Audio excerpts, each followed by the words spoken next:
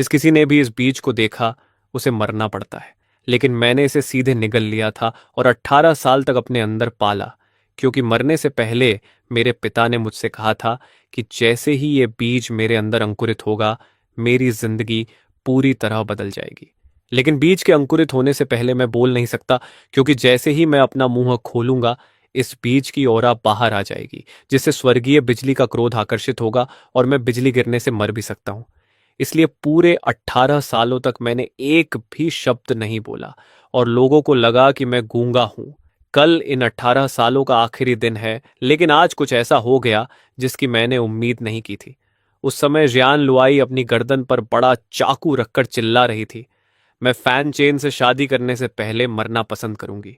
ये सुनकर किसी ने कहा, लुआई, अगर तुम ये रिश्ता तोड़ोगी तो लोग कहेंगे कि तुम एहसान फरामोश हो। ये सुनते ही हियन लुआ गुस्से में जमीन पर पैर पटकते हुए बोली, मुझे परवाह नहीं, मैं फैन चेन से शादी नहीं करूंगी। पिता, मेरे लिए कोई रास्ता निकालिए। हियन जेंग बहुत परेशान था और उसकी नजर अनजाने में मेरी तरफ गई, जो कोने में बैठा था। मेरी शक्ल बहुत आकर्षक थी, लंबा और संतुलित शरीर, शांत और बुद्धिमान आंखें, और मेरे अंदर एक अलग ही शांत ऑरा थी। मैं दिखने में बहुत अच्छा था, लेकिन अफसोस, मैं गूंगा माना जाता था और कई बार जांच के बाद यह भी साबित हो चुका था कि मेरे पास कोई स्पिरिचुअल रूट नहीं थी। दूसरी तरफ उसकी बेटी एक जीनियस थी, जिसके पास 6th ग्रेड स्पिरिचुअल रूट थी। उसे चान स्वान सेक्ट के एल्डर्स बहुत पसंद करते थे और जल्द ही उसे डायरेक्ट डिसाइपल बनाने वाले थे। उसका भविष्य बेहद उज्जवल था। हम दोनों बिल्कुल अलग दुनियाओं के लोग थे, एक आसमान में और दूसरा जमीन पर। तभी किसी ने कहा, पिता, अगर और कोई रास्ता नहीं है तो लुओई की जगह रुस्यू को शादी करने दीजिए। ये सुनते ही जियान परिवार के सभी लोग भीड़ के पीछे खड़ी जियान रुस्यू की तरफ देखने लगे। वह अपनी बड़ी बहन जैसी पतली और खूबसूरत लड़की थी। वह अपनी छोटी बहन जियान लुआई से भी ज्यादा सुंदर थी, लेकिन दुर्भाग्य से वह एक कॉन्कुबिन से पैदा हुई थी, इसलिए जियान परिवार में उसका दर्जा बहुत नीचे था। उसे एक गूंगे आदमी से शादी के लिए भेजना परिवार के कई लोगों को भी बुरा लग रहा था। जियान रीस्यू ने अपने लाल होंठ काटते हुए बेबस होकर कहा, पिता, मैं अभी भी आपकी सेवा करना चाहती हूं, कृपया मेरी शादी मत कराइए। लेकिन हियान जेन्यांग ने उसकी विनती को नजरअंदाज कर दिया और गंभीर स्वर में कहा, रूसवे, हमारा जियन परिवार पिछले 100 सालों से गिरावट में है। बड़ी मुश्किल से तुम्हारी बहन जैसा जीनियस पैदा हुआ है। परिवार का भविष्य उसी पर टिका है। मान लो कि तुम्हारा पिता तुमसे भीख मांग रहा है, अपनी बहन की जगह फैन चेन से शादी कर लो। उसे अब भी हिचकिचाते देख हियन जैन्यांग ने दांत भींचे और घुटनों पर बैठते हुए कहा, क्या तुम्हें अपने पिता को घुटनों पर देखकर ही मानना पड़ेगा? जियान रीस्यू डर गई और जल्दी से उसे उठाते हुए बोली, पिता, ऐसा मत कीजिए, मैं शादी कर लूंगी, ठीक है? उसकी आंखें शिकायत और दर्द से भरी हुई थीं। यह सुनकर हियन जेन्यांग खड़ा हो गया और उसके दिल का बोझ हल्का हो गया। उसने राहत की सांस ली और मेरी तरफ देखकर पूछा, लिटिल चेन, तुम्हारा क्या विचार है? मैं कोने में शांति से बैठा चाय पी रहा था। यह सुनकर मैंने सिर उठाया और नीचे सिर झुकाए खड़ी जियान रीस्यू को देखा, फिर मन ही मन आह भरी, कितनी बेचारी है, अपने ही परिवार के हाथों धोखा खा रही है। जियान परिवार की कभी भी अपनी प्रतिभाशाली बेटी जियान लुआई को मुझसे शादी कराने की मंशा नहीं थी। उन्होंने शुरू से ही जियान रियूसुए को बलि का बकरा बनाने का प्लान किया था। जियान लुआई का आत्महत्या की धमकी देना, चेन यिनफन का सब्स्टिट्यूट मैरिज का सुझाव देना और फिर जियान जेनियांग का फैमिली इमोशंस वाला खेल खेलना, ये सब पहले से तय था। जियान रीस्यू बहुत मासूम और दयालु थी, इसलिए आसानी से इस जाल में फंस गई। मैं ऐसी बेचारी लड़की की जिंदगी कैसे बर्बाद कर सकता था? मैंने अपने साथ रखा कागज और कलम निकाला और एक नोट लिखा, अंकल, रुस्यू को मजबूर करने की जरूरत नहीं है। जियान परिवार ने पिछले 10 सालों में मेरी देखभाल की है, इससे मेरे पिता का एहसान चुका दिया गया है। आज से यह शादी खत्म मानी जाए। सच कहूं तो जियान रीस्यू की वजह से नहीं, मैं पहले ही यह रिश्ता खत्म करने का सोच चुका था। 10 साल पहले मेरे पिता ने एल्डर जेन की जान बचाई थी, तभी से मैं जैन परिवार में रह रहा था। लेकिन 3 साल पहले मेरे पिता की मौत के बाद सब बदल गया। लोग मुझसे दूर होने लगे और जियान परिवार ने भी धीरे धीरे दूरी बना ली। मैं समझता था कि उनकी सहनशीलता खत्म हो चुकी थी। अगर उन्हें अपनी रेप्यूटेशन की चिंता न होती तो वे मुझे बहुत पहले ही घर से निकाल चुके होते। अब मेरे जाने का समय आ गया था। मेरा लिखा नोट पढ़ने के बाद हियन जनियन अंदर ही अंदर बहुत खुश हुआ। वह काफी समय से मुझे निकालना चाहता था, लेकिन मेरे पिता के एहसान की वजह से कुछ कर नहीं पा रहा था। अब जब मैंने खुद जाने की बात कही तो उसके लिए यह बहुत अच्छी खबर थी। लेकिन अचानक चेन यन फन ने गंभीर चेहरा बनाकर कहा, लिटिल चेन, ऐसा नहीं हो सकता। ये शादी का वादा एल्डर ने तय किया था, हम इसे कैसे तोड़ सकते हैं? अगर वो विजयी होकर वापस आए और पता चला कि हमने वादा नहीं निभाया, तो तुम्हारे अंकल और मुझे इसकी भारी कीमत चुकानी पड़ेगी। अगर तुम सच में हायन परिवार के एहसान मानते हो, तो इन 10 सालों की देखभाल का बदला चुकाने के लिए रुसियों से शादी कर लो, ताकि हम सब एक परिवार बन जाएं। जियान परिवार के कुछ चालाक लोग तुरंत उसकी असली मंशा समझ गए। वह जियान रीस्यू की पूरी जिंदगी बर्बाद करके अपनी बेटी जियान लुआई के लिए खतरा खत्म करना चाहती थी। जियान रीस्यू की औंदरा बहुत खास थी। उसकी बेमिसाल खूबसूरती हर जगह मशहूर थी। कई बड़े परिवारों के युवा उससे शादी करना चाहते थे। अगर वह किसी अमीर परिवार में शादी कर लेती या किसी शक्तिशाली आदमी की कॉन्क्यूबाइन बन जाती, तो वह जेन लोई के लिए बड़ा खतरा बन सकती थी। लेकिन अगर उसकी शादी मुझ जैसे बेकार इंसान से कर दी जाए जिसकी कोई कीमत नहीं, तो वह खतरा हमेशा के लिए खत्म हो जाता। कितनी जहरीली सोच है। मैं सब कुछ साफ साफ समझ रहा था। जियान रीस्यू चुपचाप रोना चाहती थी, लेकिन बेबस होकर मन ही मन आह भर रही थी। मैंने सोचा, अगर आज मैं उसकी मदद भी कर दूं, तो मेरे जाने के बाद भी वह चेनियन फन के जहरीले हाथों से नहीं बच पाएगी। तब उसका भविष्य शायद एक गूंगे आदमी से शादी करने से भी बदतर होगा। इन सालों में जियान रीस्यू ही अकेली थी जिसने हमेशा मेरे साथ अच्छा व्यवहार किया। जिस साल मेरे पिता की मौत हुई थी, मैं दुख में इतना टूट गया था कि बुरी तरह बीमार पड़ गया। मैं 7 दिन और 7 रात तक बिस्तर पर पड़ा रहा, और जियान परिवार के बाकी लोगों ने मेरी तरफ देखा तक नहीं। जब मैं 7 दिन और 7 रात तक बिस्तर पर पड़ा था, तब सिर्फ जियान रीस्यू ही थी जिसने बिना सोए मेरी देखभाल की, और उसी की वजह से मैं उस मुश्किल दौर से बाहर निकल पाया। सच कहूं तो मेरे अंदर इतनी हिम्मत नहीं थी कि इतनी अच्छी, मासूम और दयालु लड़की को जियान परिवार की इस आग जैसी जगह में अकेला छोड़ दूं। चेनियन फन के बार बार दबाव डालने पर मैंने बेबसी में कलम उठाई और उसके लिए सिर्फ एक शब्द लिखा, ठीक है। चेनियन फन के चेहरे पर तुरंत मुस्कान आ गई।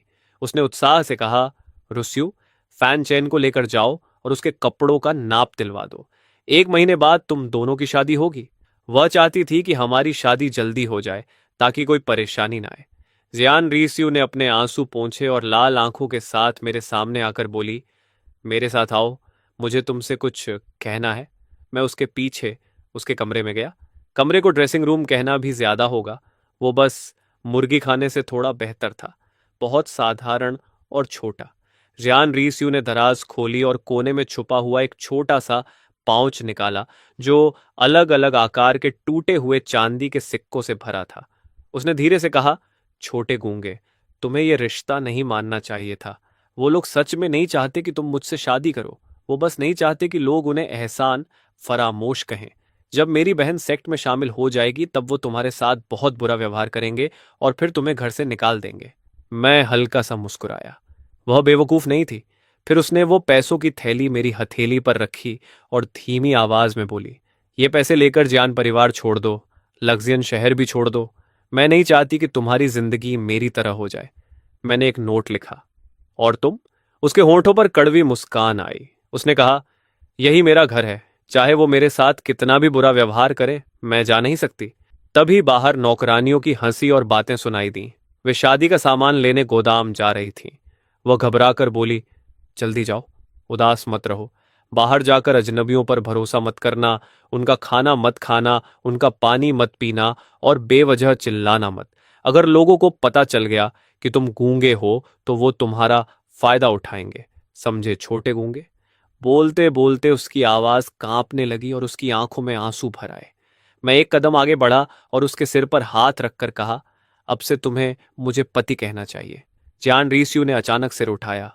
उसकी बड़ी बड़ी आंखें हैरानी से फैल गईं। तुमने बात की, तुम गूंगे नहीं हो? मैंने हल्की हंसी के साथ कहा। मैंने कब कहा था कि मैं गूंगा हूं? उसका दिमाग पूरी तरह उलझ गया। तुम गूंगे होने का नाटक कर रहे थे? क्यों? मैंने हाथ पीछे बांधे और खिड़की के बाहर आसमान की तरफ देखा। उसी समय साफ आसमान में अचानक दो जोरदार गरज सुनाई दी। जियान परिवार के लोग डरकर बाहर भागे। जियान रीस्यू भी उस अचानक गड़गड़ाहट से चौंक गई और बोली, ये अचानक बिजली कैसे गरज सकती है? मेरी एक्सप्रेशन गंभीर थी, लेकिन मैं चुप रहा। उसे नहीं पता था कि अभी जब मैंने बात की थी तब बीच की ओरा बाहर निकली थी और उसी ने स्वर्गीय बिजली का क्रोध बुलाया था। उसने मेरे चेहरे पर उदासी देखी और धीरे से कहा, ठीक है, मैं नहीं पूछूंगी। जल्दी सामान बांधो और चले जाओ।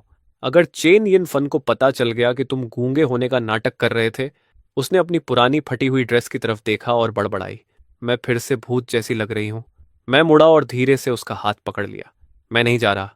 मैं यहीं रहूंगा और तुमसे शादी करूंगा। अब से मैं तुम्हारी रक्षा करूंगा। जियान रीस्यू का खूबसूरत चेहरा तुरंत लाल हो गया और उसका दिल तेजी से धड़कने लगा।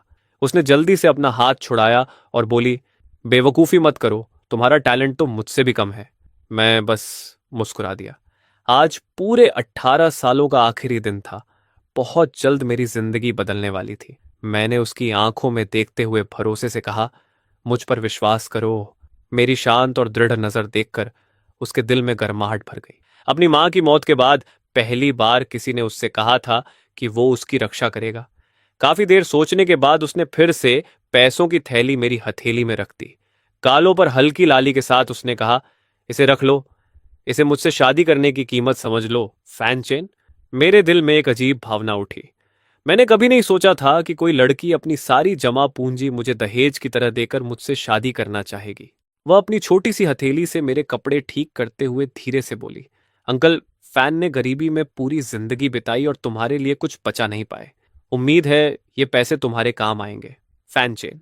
अब मैं खुद को रोक नहीं पाया। मैंने उसकी कमर पकड़कर उसे अपनी तरफ खींच लिया। जियान रीस्यू शर्म से लाल हो गई, जैसे पतझड़ का पका हुआ फल। उसका दिमाग खाली हो गया और उसका शरीर पूरी तरह सख्त हो गया। वो बस मुझे उसे गले लगाने देती रही। काफी देर बाद उसे होश आया और वो घबराकर खुद को छुड़ाते हुए बोली, मैं कपड़ों का नाप दिलाने जा रही हूं। उसे भागते हुए देखकर मैंने पैसों की थैली मेज पर रखी और हल्की मुस्कान के साथ कहा, जेन रोसू, मैं तुमसे पूरे सम्मान और धूमधाम से शादी करूंगा। उसी समय चेन यिन फन के कमरे में लुसेन घुटनों के बल बैठा हुआ था और बेचैनी से बोला, आंटी, आप कजन रूसवे की शादी उस बेकार फैन चेन से कैसे कर सकती हैं? मैं भी 10 साल से जियान परिवार में रह रहा हूं। कृपया अपना फैसला वापस लीजिए और उसकी शादी मुझसे कराइए। लुसेन चेन यिन फन का भांजा था। वह बहुत होशियार था और उसके पास 3rd ग्रेड स्पिरिचुअल रूट थी। इसी वजह से चेन यिन फन उसे बचपन से जियान परिवार में लाई थी और उसे तैयार किया था। वह काफी टैलेंटेड निकला और सिर्फ 20 साल की उम्र में 5th ग्रेड कल्टीवेशन लेवल तक पहुंच गया था, जिससे चेन यिन फेन की परिवार में काफी इज्जत बढ़ी थी। लेकिन उसकी सबसे बड़ी परेशानी ये थी कि लूसन हमेशा चेन रूस्यू को अपनी पत्नी मानता था। चेन यिन फेन ने ठंडे स्वर में कहा, बाकी हर बात में मैं तुम्हें मान सकती हूं, लेकिन इस मामले में मैं तुम्हें बेवकूफी नहीं करने दूंगी। लेकिन लूसेन के दर्द भरे चेहरे को देखकर उसका दिल थोड़ा पिघल गया। उसने गहरे मतलब के साथ कहा, मैं सिर्फ तुम्हें उनकी शादी रोकने से मना कर रही हूं। शादी के बाद क्या होगा ये मैंने नहीं कहा। अगर फैन चेन अचानक मर जाए तो फिर तुम जियान रीस्यू से शादी कर सकते हो। लुसेन का चेहरा तुरंत खुशी से चमक उठा। मैं समझ गया, धन्यवाद आंटी। मैं अभी जाकर फैन चेन की शादी की तैयारी में मदद करता हूं ताकि उनकी शादी जल्दी हो जाए। चेन यिन फन ने सिर हिलाया और कहा, ठीक है, लेकिन कल सुबह जल्दी उठना मत भूलना। मैं तुम्हें डिटेक्शन टावर लेकर जाऊंगी ताकि तुम्हारी स्पिरिचुअल रूट दोबारा जांची जा सके। लुसीन ने सम्मान से हाथ जोड़कर हामी भरी और चेहरे पर मुस्कान ली बाहर चला गया। लेकिन जैसे ही लुसेन चेन यिन फन के कमरे से बाहर निकला, उसके चेहरे की मुस्कान धीरे धीरे गायब हो गई और उसकी आंखों में क्रूरता झलकने लगी। उसने मन ही मन सोचा, इस बूढ़ी औरत के दिमाग में सच में अच्छे प्लान आते हैं। अगर कल दोबारा टेस्ट में मेरी स्पिरिचुअल रूट पहले से ऊंची निकली तो मैं पूरे जियान परिवार के सामने जियान रूजू को छीन लूंगा। अगली सुबह बहुत जल्दी जियान परिवार के पश्चिमी आंगन के एक साधारण कमरे में मैं बेचैनी से इधर उधर टहल रहा था और बीच बीच में खिड़की से आसमान की तरफ देख रहा था। मेरी आंखें पूरी रात जागने की वजह से लाल हो चुकी थीं। मैं बेहद बेचैन था। मैं इस दिन का 18 सालों से इंतजार कर रहा था। मुझे लगा था कि मेरी इच्छा शक्ति बहुत मजबूत है और मैं इस पल का शांत मन से स्वागत करूंगा। लेकिन जब यह दिन सच में आया तो मैं पूरी रात सो नहीं पाया और दिल में अजीब बेचैनी थी। तभी आसमान से एक चमकदार रोशनी बादलों को चीरते हुए कमरे में आ गिरी। लगभग उसी समय मेरे दिमाग में क्रैक होने जैसी आवाज आई, जैसे कोई सख्त खोल टूट रहा हो। बीज आखिर अंकुरित हो गया। मैं तुरंत पालथी मारकर बैठ गया और अपनी सांस रोक ली। अंधेरे में मैंने देखा कि मिट्टी से एक नन्हा सा हरा अंकुर बाहर निकला। उसके प्रकट होते ही ऐसा लगा जैसे किसी सर्वोच्च अस्तित्व को गुस्सा आ गया हो। एक के बाद एक भयानक बिजली उस पर गिरने लगी और उसे फिर से मिट्टी में दबाने लगी, लेकिन वह छोटा अंकुर धीरे धीरे खुलता गया। हरा अंकुर उन सारी बिजलियों को ऐसे निगल रहा था जैसे वे उसके लिए पोषण हो, और मेरी आंखों के सामने वह बढ़ते बढ़ते एक अंतहीन विशाल पेड़ बन गया। जब बिजली को समझ आ गया कि वह उसकी वृद्धि रोक नहीं सकती, तो वह धीरे धीरे शांत हो गई। उस प्राचीन तेसु डिवाइन ट्री से हरी रोशनी की किरणें निकलीं और मेरे शरीर में समाने लगी। फिर मेरे डेंटियन में एक स्पिरिचुअल रूट बनने लगी। स्पिरिचुअल रूट, मेरे पास स्पिरिचुअल रूट है। मैंने 18 साल इस बदलाव का इंतजार किया था और आखिर वो दिन आ गया। थोड़ी देर बाद मैंने खुद को शांत किया और अपनी स्पिरिचुअल रूट को ध्यान से देखा, लेकिन उसे देखकर मैं हैरान रह गया। वो पूरी तरह ट्रांसपेरेंट थी। मेरी स्पिरिचुअल रूट का कोई रंग ही नहीं था। जियान लुआई की स्पिरिचुअल रूट आसमानी नीले रंग की थी, जो 6th ग्रेड रूट को दर्शाती थी। सुना था कि सबसे ऊंची व्हाइट स्पिरिचुअल रूट होती है जो 9 ग्रेड होती है, लेकिन ट्रांसपेरेंट स्पिरिचुअल रूट के बारे में मैंने कभी नहीं सुना था। लगता है मुझे इवैल्यूएशन टावर जाकर इसकी पुष्टि करनी होगी। मैंने अपना सिर छुआ और सोचा कि आखिर ये किस लेवल की रूट है। तभी मैंने देखा कि विशाल तैसु डिवाइन ट्री पर बहुत सारे बड़े ट्रांसपेरेंट फल लगे हुए थे। सबसे नीचे लटक रहे फल के अंदर एक कल्टीवेशन टेक्निक सील्ड थी। जब मैंने उस पर लिखे शब्द साफ देखे तो मैं दंग रह गया। High level mysterious technique, ascending dragon sutra. मैं पूरी तरह हिल गया। जियान परिवार जैसी पुरानी ताकत के पास सिर्फ mid level royal sword technique थी, लेकिन ये मिस्टीरियस हाई लेवल टेक्निक तो पूरी दुनिया में खून खराबा करवा सकती थी। मेरी सांसें तेज हो गईं। मैंने उस फल को लेने के लिए छलांग लगाई, लेकिन एक अदृश्य शक्ति ने मुझे जमीन पर दबा दिया। तभी मेरे दिमाग में जानकारी आई। सबसे निचली परत के फल को सिर्फ वही ले सकता है जो फाउंडेशन एस्टैब्लिशमेंट रेल्म तक पहुंच चुका हो। उसके तुरंत बाद मेरी आंखों के सामने का अंधेरा गायब हो गया और मैं वापस अपने साधारण कमरे में लौट आया। मैंने बिना समय बर्बाद किए जियान मैंजियन छोड़ा और इवैल्यूएशन टावर की तरफ निकल गया। सुबह बहुत जल्दी थी और वहां इवैल्यूएशन के लिए कई लड़के लड़कियां पहले से मौजूद थे। उस समय चेन यन फन लुसेन के साथ टावर के बाहर खड़ी थी और बोली, आज नर्वस मत होना। पिछली बार तुम घबरा गए थे, इसलिए तुम्हारा रिजल्ट नॉर्मल लेवल से नीचे आया था। तुम्हारे पास कम से कम हाई 3rd ग्रेड रूट होनी चाहिए थी, लेकिन नर्वस होने की वजह से सिर्फ मिड 3rd ग्रेड मिली। इसी एक लेवल की कमी की वजह से मैं तुम्हारे लिए जियान परिवार से ज्यादा रिसोर्सेज नहीं ले पाई। लुसेन ने गहरी सांस ली। जियान परिवार के रिसोर्सेज सीमित थे। ज्यादातर जियान लुआई को दिए जाते थे और बाकी टैलेंट के हिसाब से बांटे जाते थे। परिवार में कई लोगों के पास 3rd ग्रेड रूट्स थीं, इसलिए अगर उसका लेवल दूसरों से कम रहा तो उसे बहुत कम रिसोर्सेज मिलते। चेन यन फन ने गंभीरता से कहा, इस बार तुम्हें अपना असली लेवल दिखाना होगा। अगर तुम्हें हाई 3rd ग्रेड मिल गई तो मैं जियन परिवार को मनाकर तुम्हें उनके स्वॉर्ड टेक्निक सीखने का मौका दिला दूंगी। यह सुनकर लूसेन बेहद उत्साहित हो गया। जियान परिवार की स्वॉर्ड टेक्निक एक मिड येलो रैंक टेक्निक थी और लियोन सिटी में काफी ताकतवर मानी जाती थी। सिर्फ जियान परिवार के कोर मेंबर्स ही इसे सीख सकते थे। 10 साल तक सबको खुश करने के बाद आखिर अब उसे जियान परिवार की सबसे कीमती चीज छूने का मौका मिल रहा था। अपनी खुशी में उसने अचानक मुझे देखा और चौंक गया। वह जानता था कि मैं भी उसकी तरह अपनी असली ताकत छिपा रहा था, लेकिन मैं अभी भी गूंगे होने का नाटक कर रहा था ताकि किसी को शक न हो। उसने तिरस्कार भरी नजरों से सिर हिलाया और बोला, तुम पहले भी कई बार इवैल्यूएशन करवा चुके हो, लेकिन हर बार रिजल्ट यही आया कि तुम्हारे पास कोई स्पिरिचुअल रूट नहीं है।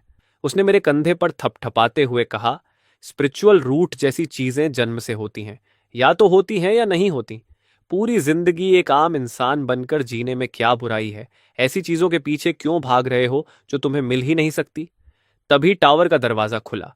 अंदर का टावर मास्टर एक झुका हुआ बूढ़ा आदमी था।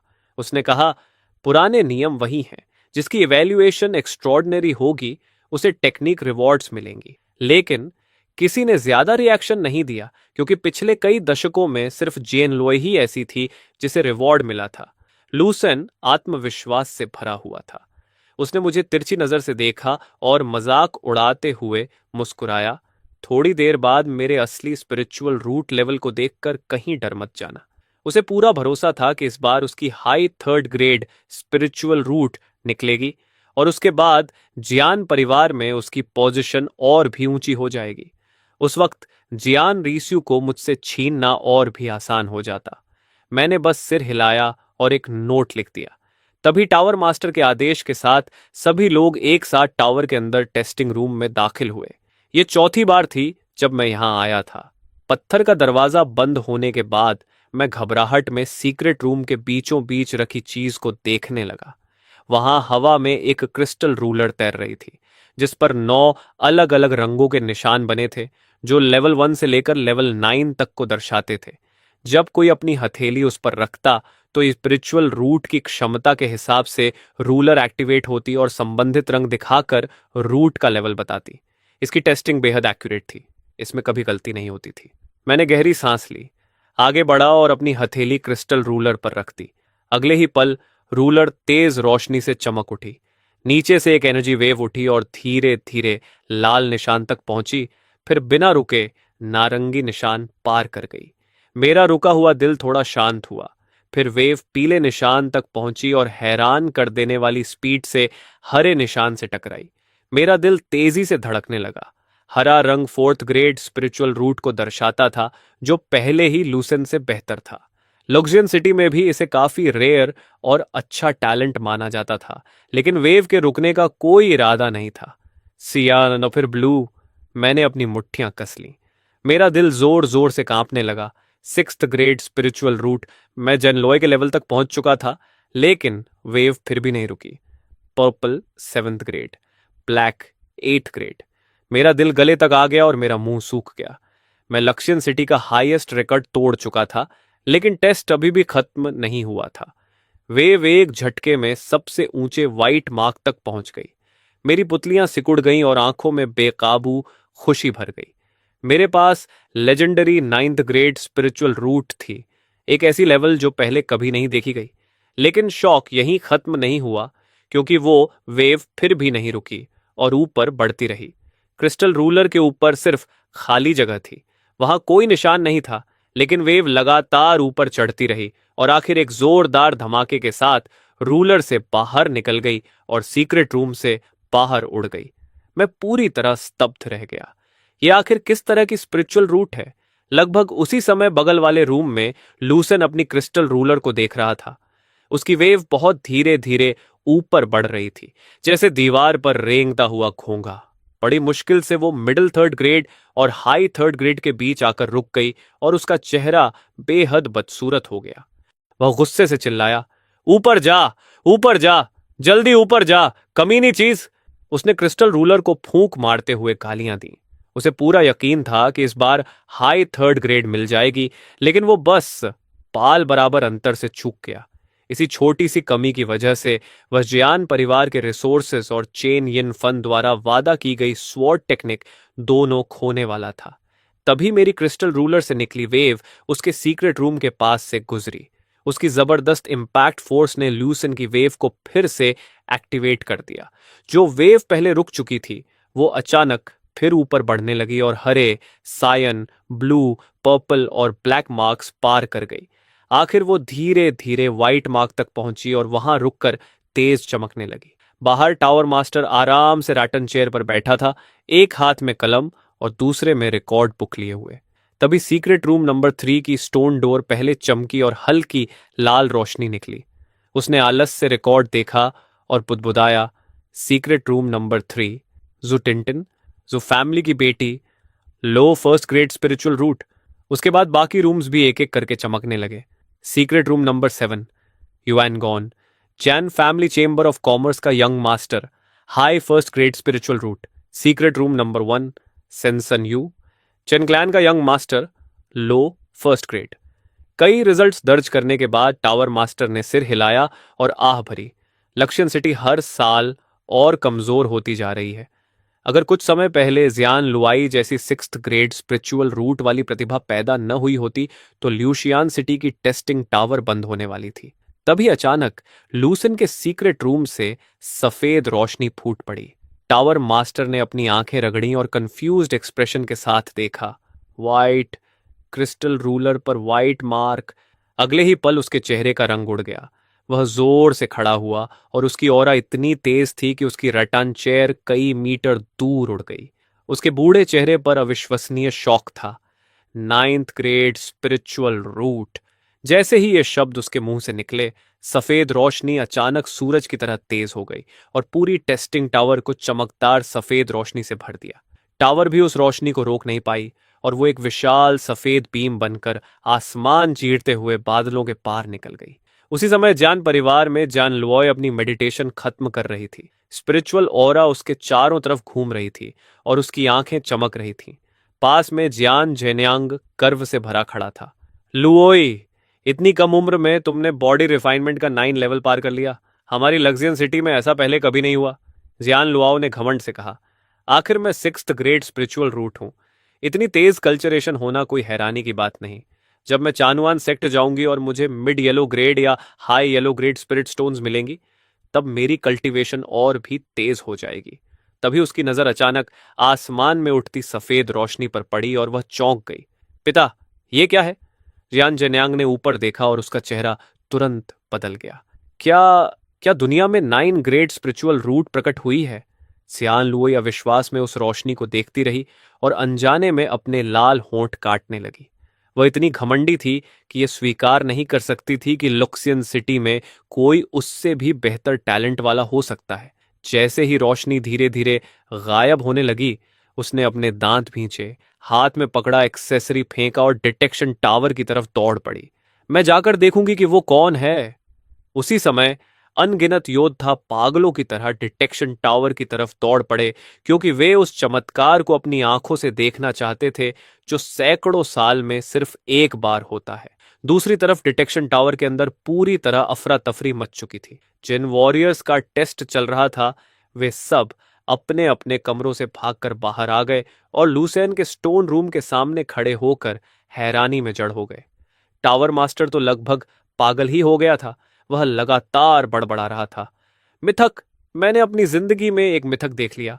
मैंने सच में लेजेंडरी 9 ग्रेड स्पिरिचुअल रूट देख ली। उसने कांपती आवाज में कहा।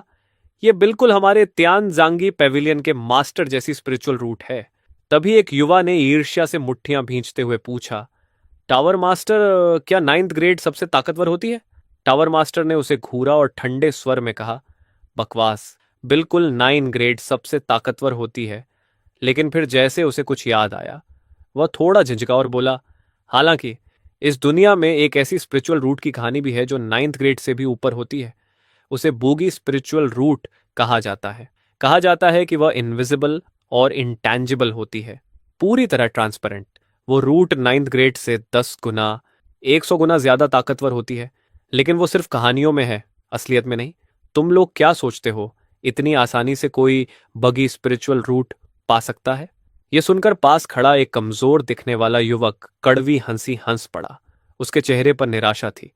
सिर्फ एक टैलेंट टेस्ट ने उसकी पूरी फ्यूचर स्टेटस तय कर दी थी। एक आसमान में उड़ता असली ड्रैगन था और दूसरा जमीन पर रेंगती छींटी। यह तुलना इतनी क्रूर थी कि इंसान टूट जाए। बगल वाले सीक्रेट रूम में मैं भी ये सब सुन रहा था। मैं भी चौंक गया। क्या लुसेन के पास 9th ग्रेड स्पिरिचुअल रूट है? मैं सोच ही रहा था कि अचानक मेरी क्रिस्टल रूलर फिर से रिएक्ट करने लगी। उसमें से रोशनी का एक गुच्छा निकला और मेरे सामने गिरा। जब रोशनी खत्म हुई तो मैं हैरान रह गया। वो 2 कल्टीवेशन टेक्निक्स थीं। क्या ये मेरी रिवॉर्ड टेक्निक्स हैं? मैं तुरंत खुश हो गया और उन्हें ध्यान से देखने लगा। पहली टेक्निक का नाम था स्प्रिंग ब्रीज ट्रू सूत्रा, जो एक high yellow grade mental technique थी। दूसरी थी 7 स्टार स्वॉर्ड फॉर्मूला, जो एक high yellow grade sword technique थी। मैं हैरान रह गया। मेरा लेवल आखिर है क्या? मुझे इतनी हाई रिवॉर्ड कैसे मिल सकती है? जियान लुई जैसी 6th ग्रेड स्पिरिचुअल रूट वाली लड़की को सिर्फ लो येलो ग्रेड टेक्निक मिली थी, लेकिन मुझे इतनी पावरफुल टेक्निक्स मिली थी। वजह चाहे जो भी हो, इस ट्रांसपेरेंट स्पिरिचुअल रूट और इन 2 टेक्निक्स के साथ मैं बहुत तेजी से मजबूत बन सकता था। मैंने दोनों टेक्निक्स से संभाल कर रख ली और स्टोन डोर खोल दिया। दरवाजा खुलने की तेज आवाज ने बाहर मौजूद सभी लोगों का ध्यान मेरी तरफ खींच लिया। किसी ने कहा, ओह, ये तो फैन चेन है। तुमने तो डरा ही दिया था, हमने सोचा लुसेन बाहर आया है। दूसरा हंसते हुए बोला, लगता है फैन चेन इस बार भी बिना स्पिरिचुअल रूट के ही निकला है। कोई और व्यंग्य से बोला, एक आसमान का चोजन सन है जिसके पास 9 ग्रेड रूट है, और दूसरा ऐसा इंसान जिसके पास रूट ही नहीं। फर्क देखो। मैंने भौहें सिकोड़ ली। मैं उनसे बहस करना चाहता था, लेकिन फिर सोचा, क्यों? चुपचाप अपनी 2 हाई येलो ग्रेड टेक्निक्स के साथ प्रैक्टिस करना और अपनी ताकत बढ़ाना ही सही रास्ता था। अभी मेरे पास कोई सहारा नहीं था। अगर लोगों को मेरी असली ताकत पता चल गई तो सिर्फ मुसीबतें आएंगी। तभी जियान लुआओ और जियान जेनियांग जल्दी जल्दी वहां पहुंचे और उन्होंने मुझे देखा। जियान जेनियांग ने पूछा, फैन चेन, तुम भी यहां हो? अंदर क्या हुआ? जियान लुओ ने अपने लाल होंठ काटते हुए बेचैनी से पूछा। मैंने एक कागज पर लिखा, लूसेन ने 9th grade spiritual root detect की है। ये पढ़ते ही जन लॉय का चेहरा सफेद पड़ गया और वह कई कदम पीछे हट गई। नहीं, ये नामुमकिन है। उसे यकीन ही नहीं हो रहा था कि सच में 9 ग्रेड टैलेंट पैदा हो गया, और वो भी लुसेन जैसा इंसान जो उनके ही घर में पला था। तभी टावर मास्टर ने जियान जनियांग को देखा और उसके चेहरे पर बेहद विनम्र मुस्कान आ गई। ब्रदर जान, बधाई हो। बहुत बहुत बधाई। जान जनियांग तो हैरान रह गया। टावर मास्टर आमतौर पर किसी को भाव नहीं देता था, सिर्फ सिटी लॉर्ड को देखकर हल्की मुस्कान देता था, लेकिन आज वह उसे ब्रदर जिन कह रहा था। जान जनियांग को लगा जैसे वह बादलों पर चल रहा हो।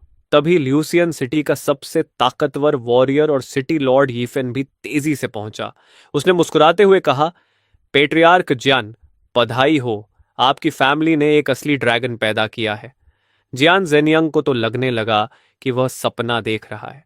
पिछली बार जब वह महंगे गिफ्ट्स लेकर यीफेन से मिलने गया था तो उसे दरवाजे से ही भगा दिया गया था, लेकिन आज वही लोग खुद उससे दोस्ती करने आ रहे थे। एक ही रात में गिरती हुई जियान फैमिली अचानक लुसियन सिटी की सबसे चाही जाने वाली फैमिली बन गई थी। जियान जेनियांग काफी देर तक स्तब्ध खड़ा रहा। फिर उसे समझ आया कि यह सब लुसेन की वजह से हुआ है। तभी चेन यिनफेन गर्व से भरे चेहरे के साथ आई और बोली, पति, याद है जब मैंने सबके विरोध के बावजूद लूसेन को जियन फैमिली में लाकर उसे ट्रेन करने की बात की थी? जियान जेनियांग शर्मिंदा हो गया। उसने शुरुआत में इसका कड़ा विरोध किया था क्योंकि फैमिली रिसोर्सेज सीमित थे, लेकिन चेन यिनफेन के दबाव में मान गया था। उसने कभी नहीं सोचा था कि लूसेन इतना बड़ा टैलेंट निकलेगा। उसने भावुक होकर कहा, मैं अंधा था। मेरी पत्नी, तुम हमारी जियान फैमिली की लकी स्टार हो। तुम्हारी वजह से हमारी family future supreme power house से जुड़ गई। उसने चेन यिनफेन को गले लगा लिया। चेन यिनफेन खुशी से चमक रही थी। उसने कहा, क्या तुम्हें याद है किन्सान सिटी का वो 8th ग्रेड जीनियस? उसे सीधे ट्यांगी पवेलियन में लिया गया था और बाद में वो वहां का वाइस पेविलियन मास्टर बना। हमारा लूसेन तो 9th ग्रेड जीनियस है। ट्यांगी पवेलियन खुद उसे लेने आएगा। अब जन फैमिली उसके साथ आसमान छुएगी। थोड़ी देर बाद आखिर लूसेन ने स्टोन डोर खोला और घमंड भरे कॉन्फिडेंस के साथ बाहर आया। वह जियान जेनियांग के सामने पहुंचा, एक घुटने पर बैठ गया और बोला, अंकल, इतने सालों तक मुझे पालने और ट्रेन करने के लिए धन्यवाद। लुसेन ने आपकी उम्मीदों को निराश नहीं किया। मैंने 9th ग्रेड स्पिरिचुअल रूट हासिल की है। यह सुनकर वहां मौजूद हर इंसान जियान जेनियांग को जलन और ईर्ष्या से देखने लगा। इतनी किस्मत आखिर किसे मिलती है कि उसके घर में ऐसा मॉन्स्ट्रस टैलेंट पैदा हो जाए? जियान जेनियांग इतनी बड़ी खुशी के बाद जरा भी घमंडी होने की हिम्मत नहीं कर पाया। उसने जल्दी से लूसेन को उठाया और कहा, ऐसा मत करो लूसेन, तुम 9th रैंक जीनियस हो। तुम्हारा अंकल कैसे सह सकता है कि तुम उसके सामने घुटनों पर बैठो? जल्दी उठो। लूसेन ने अपनी जिंदगी में पहली बार खुद को इतना पावरफुल महसूस किया।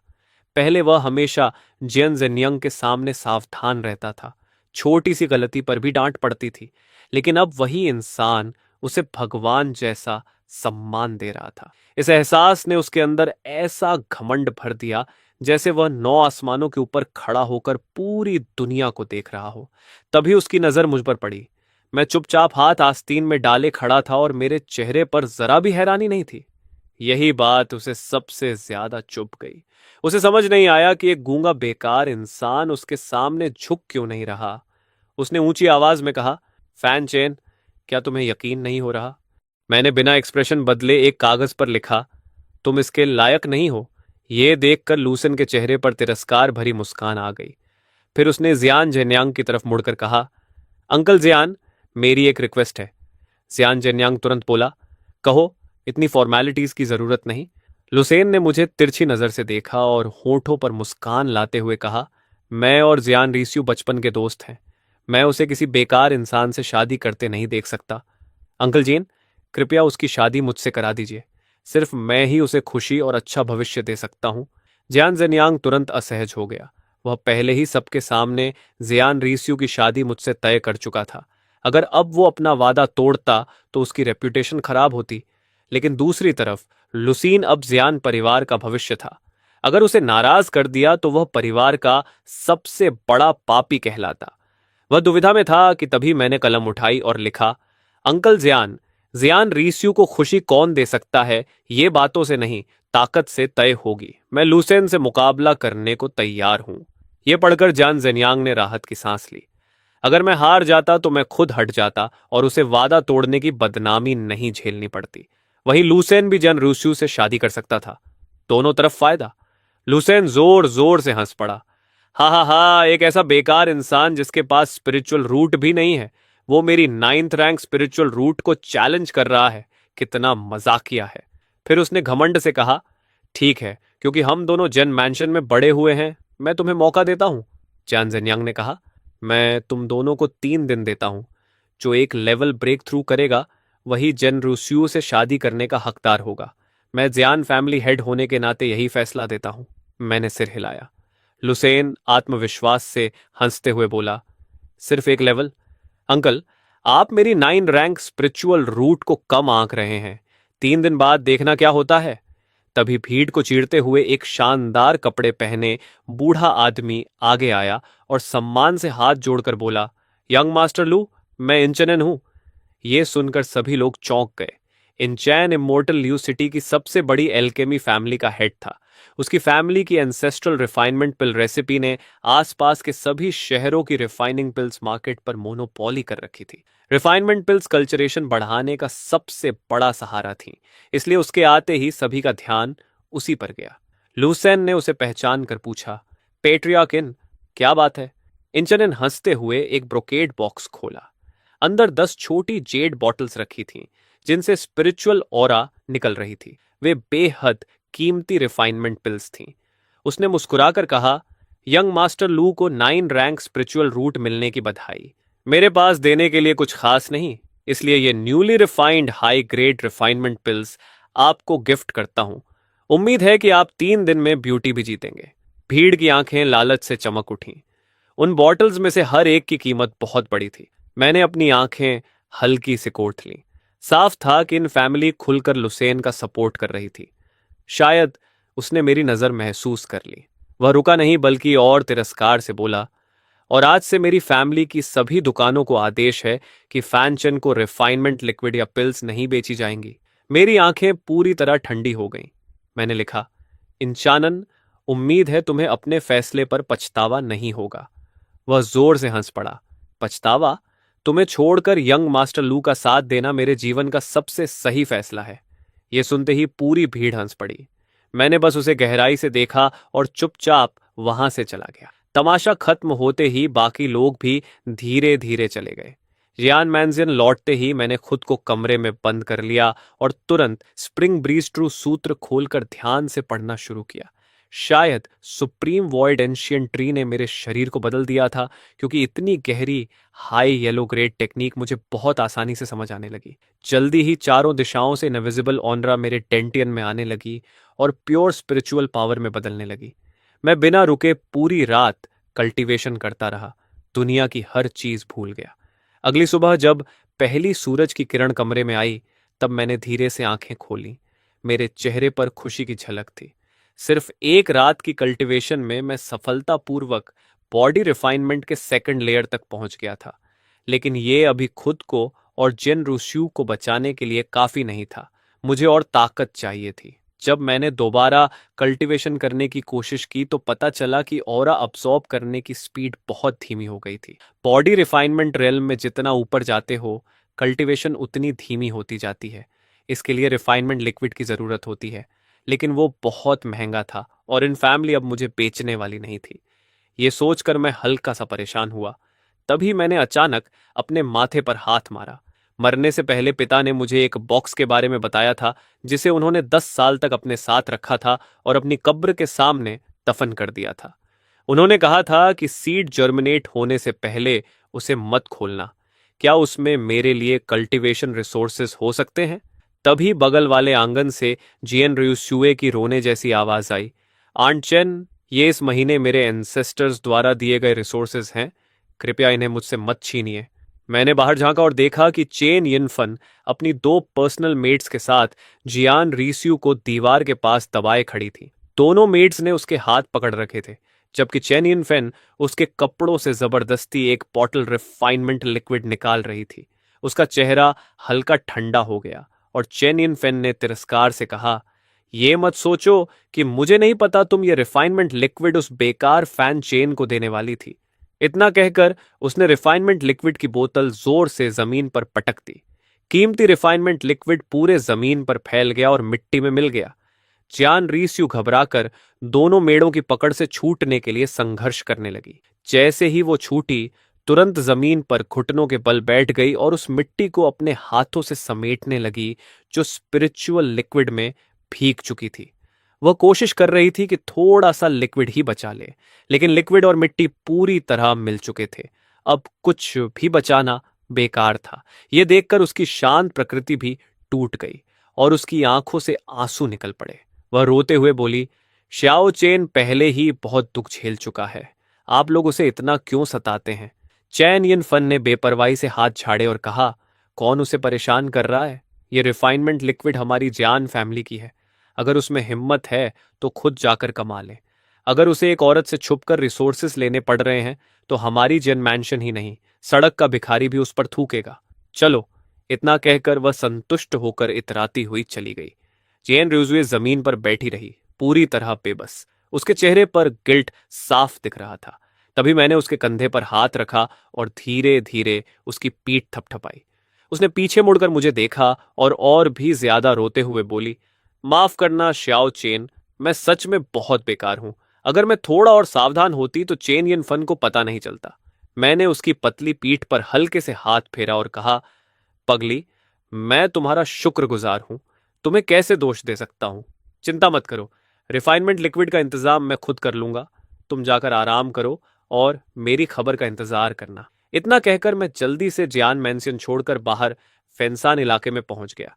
अपने पिता की कब्र के सामने घुटनों के बल बैठते हुए मैंने कागजी पैसे और अगरबत्तियां जलाईं और धीरे से कहा, पिता, आपका बेटा, ये नालायक बेटा आपसे मिलने आया है। मेरे दिमाग में पिता के साथ बिताए साल घूमने लगे। वह बहुत कम बोलते थे और शराब पीना पसंद करते थे। नशे में होते तो आसमान को गालियां देते जैसे किसी अन्याय का गुस्सा निकाल रहे हों, और होश में होते तो चांद को देखकर चुपचाप रोते रहते। लेकिन चाहे वह नशे में हो या होश में, जब भी मुझे देखते थे उनकी आंखें हमेशा बेहद नरम होती थीं। मैंने हल्की मुस्कान के साथ कहा, पिता, मैं शादी करने वाला हूं, लेकिन जियान लुआई से नहीं बल्कि जियान रियुसुए से, वही लड़की जिसे आप पसंद करते थे। आपने कहा था कि वही मेरे लिए सबसे सही पत्नी होगी। उसका स्वभाव बहुत अच्छा है और वो बहुत समझदार है। ये कहते कहते मैं मुस्कुराया, लेकिन आंखों से आंसू बहने लगे। अगर आप जिंदा होते तो बहुत खुश होते। जब हमारी शादी होगी तो मैं उसे जरूर आपसे मिलाने लाऊंगा। फिर मैंने थोड़ा गिल्ट महसूस करते हुए कहा, लेकिन आपके बेटे को एक छोटी सी समस्या है। मुझे वो बॉक्स खोलना पड़ेगा जो आपने छोड़ा था। आपकी शांति भंग करने के लिए माफ कर दीजिए। मैंने कई बार झुककर माफी मांगी और फिर फावड़ा उठाकर कब्र के सामने की जमीन खोदने लगा। करीब 3 फीट नीचे जाकर मुझे आखिर एक काला बेरियल बॉक्स मिला, जो हैरानी की बात थी कि बिल्कुल भी सड़ा नहीं था। मैंने उसे उठाया और हैरानी से देखा। इतने साल जमीन में रहने के बावजूद उस पर समय का कोई असर नहीं था। मैंने उसका स्विच घुमाया और क्लिक की आवाज आई। वो बॉक्स जिसे मेरे पिता ने 15 साल तक संभाल कर रखा था लेकिन कभी नहीं खोला, आखिर आज खुल गया। जैसे ही बॉक्स खुला, मेरी आंखें चौड़ी हो गईं। अंदर 2 जेड बॉटल्स रखी थीं जिनमें एमरल्ड ग्रीन स्पिरिचुअल लिक्विड भरा हुआ था। ये मिड ग्रेड रिफाइनमेंट लिक्विड था। मैं बेहद खुश हो गया। ये 2 बॉटल्स मेरी सबसे बड़ी परेशानी हल कर सकती थीं। मैंने बॉटल्स उठाई और तभी देखा कि नीचे एक लेटर और एक बैम्बू स्क्रोल भी रखा हुआ था। मेरा दिल जोर से धड़कने लगा। मैंने कांपते हाथों से लेटर खोला और अंदर पिता की हैंडराइटिंग देखकर मेरी आंखें भर आईं। श्याओचेन, ये 2 bottles mid grade refinement liquid तुम्हें तुम्हारा करंट बॉटल नेक पार करने में मदद करेंगी, लेकिन इससे भी ज्यादा जरूरी नीचे रखा बैम्बू स्क्रोल है। ये तुम्हारे पिता की बनाई ऑर्डिनरी ग्रेड सोल आर्ट है। मेरी अधूरी जिंदगी ने मुझे सिर्फ बेसिक्स समझने दिया और मैं मुश्किल से 2 स्टार सोल मास्टर बन पाया। उम्मीद है मेरा बेटा मुझसे आगे जाएगा और ऐसा महान सोल मास्टर बनेगा जो आसमान और धरती के बीच अडिग खड़ा रहे। तभी तुम्हारे पास खुद को बचाने की ताकत होगी। और आखिर में, ये बेरियल बॉक्स तुम्हारी माँ ने छोड़ा था। उसने कहा था कि जब तुम 5 स्टार सोल मास्टर बन जाओगे तब तुम इस बॉक्स की हिडन लेयर खोल पाओगे। मैं उस हिडन लेयर को कभी नहीं खोल पाया। यही मेरी सबसे बड़ी अधूरी इच्छा रही। आगे बढ़ो मेरे बेटे। आंसुओं की बूंदें लेटर पर गिरने लगीं और मुझे ऐसा लगा जैसे पिता आखिरी बार मेरे सामने मुस्कुरा कर विदा ले रहे हों। पिता, मैंने आंसू पोंछे और लेटर को बहुत संभाल कर रख लिया। मेरा दिल भावनाओं से भर चुका था। मुझे आज पता चला कि मेरे पिता कभी 2 स्टार सोल मास्टर थे। सोल मास्टर्स इस दुनिया की सबसे सम्मानित प्रोफेशन माने जाते थे। उनके पास आम लोगों से कहीं ज्यादा पावरफुल सोल पावर होती थी और वे अनगिनत रहस्यमयी स्पिरिचुअल टेक्निक्स इस्तेमाल कर सकते थे। इतना ही नहीं, वॉरियर्स के लिए जरूरी स्पिरिचुअल एलिक्सर्स भी वही बनाते थे। मॉर्टल मेडिसिन से अलग कल्चरेशन एलिक्सर्स अलग अलग स्पिरिचुअल हर्ब्स से बनाए जाते थे। ये हर्ब्स सालों तक पहाड़ों की गहराई में ऑनरा एब्जॉर्ब करते थे, लेकिन साथ ही उनमें इम्प्यूरिटीज भी जमा हो जाती थीं। उन इम्प्यूरिटीज को हटाने के लिए बेहद शक्तिशाली सोल पावर चाहिए होती थी। इसलिए सोल मास्टर्स सिर्फ रहस्यमयी एक्सपर्ट्स ही नहीं बल्कि सबसे कीमती एल्केमिस्ट्स भी थे। यही वजह थी कि लूशन सिटी की इन फैमिली सिर्फ इसलिए सबसे बड़ी एल्केमी फैमिली बन गई क्योंकि उनकी हर जनरेशन को एंसेस्ट्रल रेलिक हेवनली फर्नेस विरासत में मिलता था। एक ऐसा ट्रेजर जो थोड़ी देर के लिए किसी इंसान की सोल पावर बढ़ा सकता था और उसे लगभग सोल मास्टर अप्रेंटिस लेवल तक पहुंचा देता था। सिर्फ इसी रिलिक की वजह से उनका परिवार पूरी लुसियन सिटी पर राज करता था। अगर वे जोर से पैर पटक दें तो पूरी सिटी 3 बार कांप जाए। इससे अंदाजा लगाया जा सकता था कि असली सोल मास्टर कितना डरावना होता है। मैंने आखिर बैम्बू स्क्रोल खोला। उसके अंदर अजीब तरह के मुड़े तुड़े सिंबल्स लिखे थे। पहली नजर में तो वे चाइनीज कैरेक्टर्स भी नहीं लग रहे थे। जितना ज्यादा मैं उन अजीब अक्षरों को देखता गया, उतना ही मेरा सिर चकराने लगा। ऊपर लिखा था तैसू, अपर चैप्टर, लेखक स्योयाओ द जियन 8 स्टार सोल मास्टर। उसके नीचे लिखा था, जिन लोगों की सोल पावर मजबूत होगी वही इन अक्षरों को समझ पाएंगे, वरना उन्हें भयानक सिरदर्द होगा और गंभीर स्थिति में उनकी सोल भी नष्ट हो सकती है। सावधानी से अभ्यास करें। तब मुझे समझ आया कि ये अक्षर आंखों से नहीं, सोल से पढ़े जाते हैं और मैं इन्हें समझ पा रहा था। इसका मतलब मेरी सोल आम लोगों से कहीं ज्यादा मजबूत थी और मेरे पास सोल मास्टर बनने की योग्यता थी। यह सोचकर मैं बेहद खुश हो गया। मैं जल्दी जल्दी पढ़ता गया, लेकिन कुछ देर बाद मेरा सिर बुरी तरह दर्द करने लगा और मैं आगे नहीं पढ़ पाया, इसलिए मुझे रुकना पड़ा। मैं तुरंत पिता की कब्र के सामने पालथी मारकर बैठ गया और जो कुछ पढ़ा था उसे मन ही मन समझने लगा। जैसे मैंने पहले स्प्रिंग ब्रीज ट्रू सूत्र सीखी थी, उसी तरह इस टेक्निक को समझना भी मेरे लिए हैरानीजनक रूप से आसान था। थोड़ी ही देर में मैंने आंखें खोलीं और उनमें उत्साह था। लगता था कि मैंने सोल पावर इस्तेमाल करने के कुछ बेसिक मेथड्स सीख लिए थे। मैंने सामने रखी मिड ग्रेड रिफाइनमेंट लिक्विड की 2 बॉटल्स की तरफ देखा। एक बॉटल तुरंत पी ली और दूसरी जेब में रख ली। जैसे ही पावरफुल मेडिसिनल एनर्जी मेरे शरीर में घुसी, मेरे अंदर स्पिरिचुअल ऑरा उफान मारने लगी। मैंने तुरंत कल्टीवेशन शुरू कर दी और उस एनर्जी को लालच से अब्सॉर्ब करने लगा। कुछ ही देर बाद मेरे शरीर के अंदर गहरी कंपन हुई और मैंने आंखें खोल दी। मैं बॉडी टेम्परिंग की तीसरी लेयर तक पहुंच चुका था। मैं हैरान रह गया। मिड ग्रेड रिफाइनमेंट लिक्विड का इफेक्ट इतना जबरदस्त है, तो फिर हाई ग्रेड और सुप्रीम ग्रेड कितने डरावने होंगे। मैंने पिता की कब्र के सामने खोदा हुआ गड्ढा वापस भर दिया, उनकी कब्र को झुककर प्रणाम किया और फिर शहर लौट आया। लेकिन मैं सीधे ज़ियान फैमिली नहीं गया। मैं इमॉर्टल फ्लो सिटी की दूसरी सबसे बड़ी एल्केमी फैमिली वान फैमिली की दुकान ट्रेजर पवेलियन पहुंचा, जिसका बिजनेस अब गिर रहा था।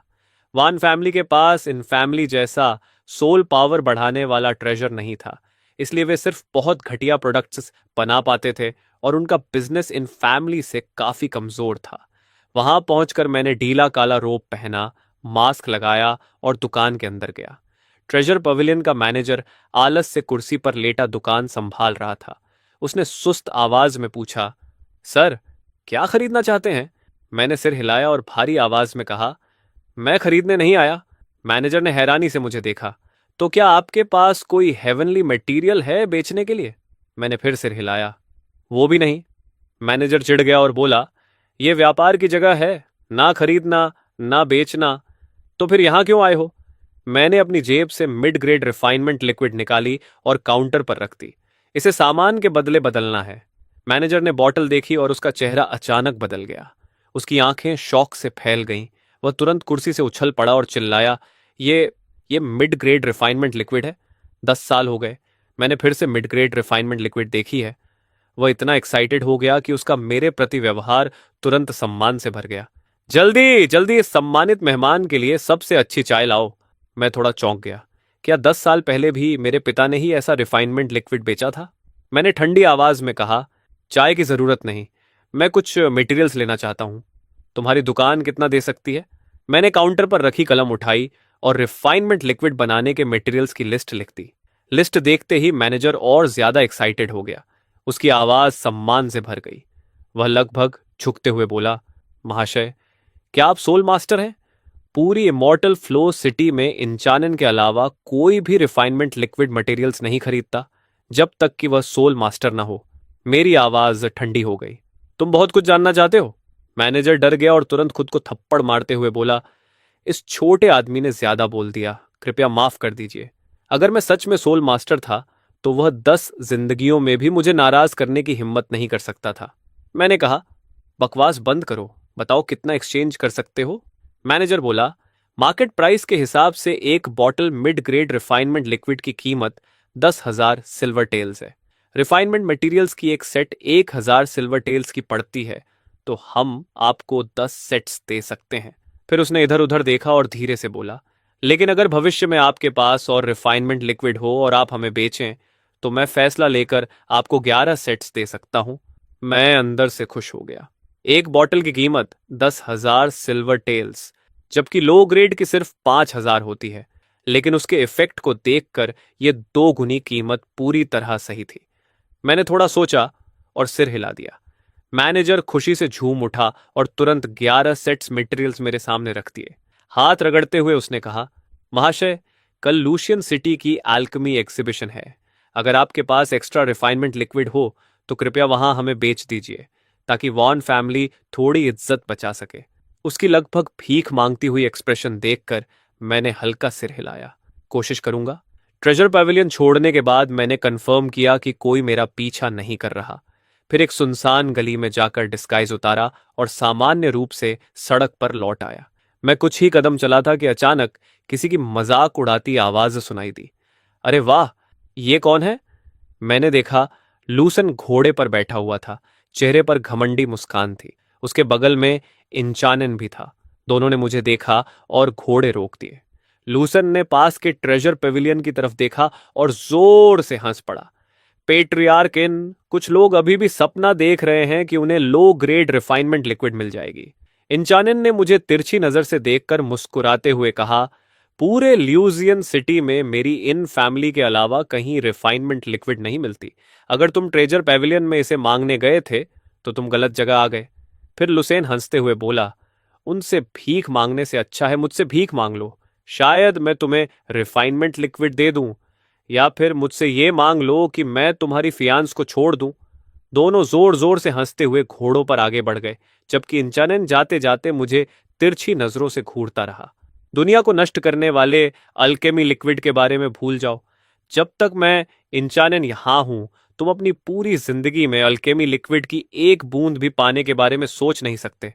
ये कहकर उसने अपने घोड़े को एड़ी मारी और उसे पकड़ने निकल पड़ा। मैंने बस कंधे उचका दिए। लो ग्रेड अल्केमी लिक्विड तो कुत्ते भी नहीं चाहते।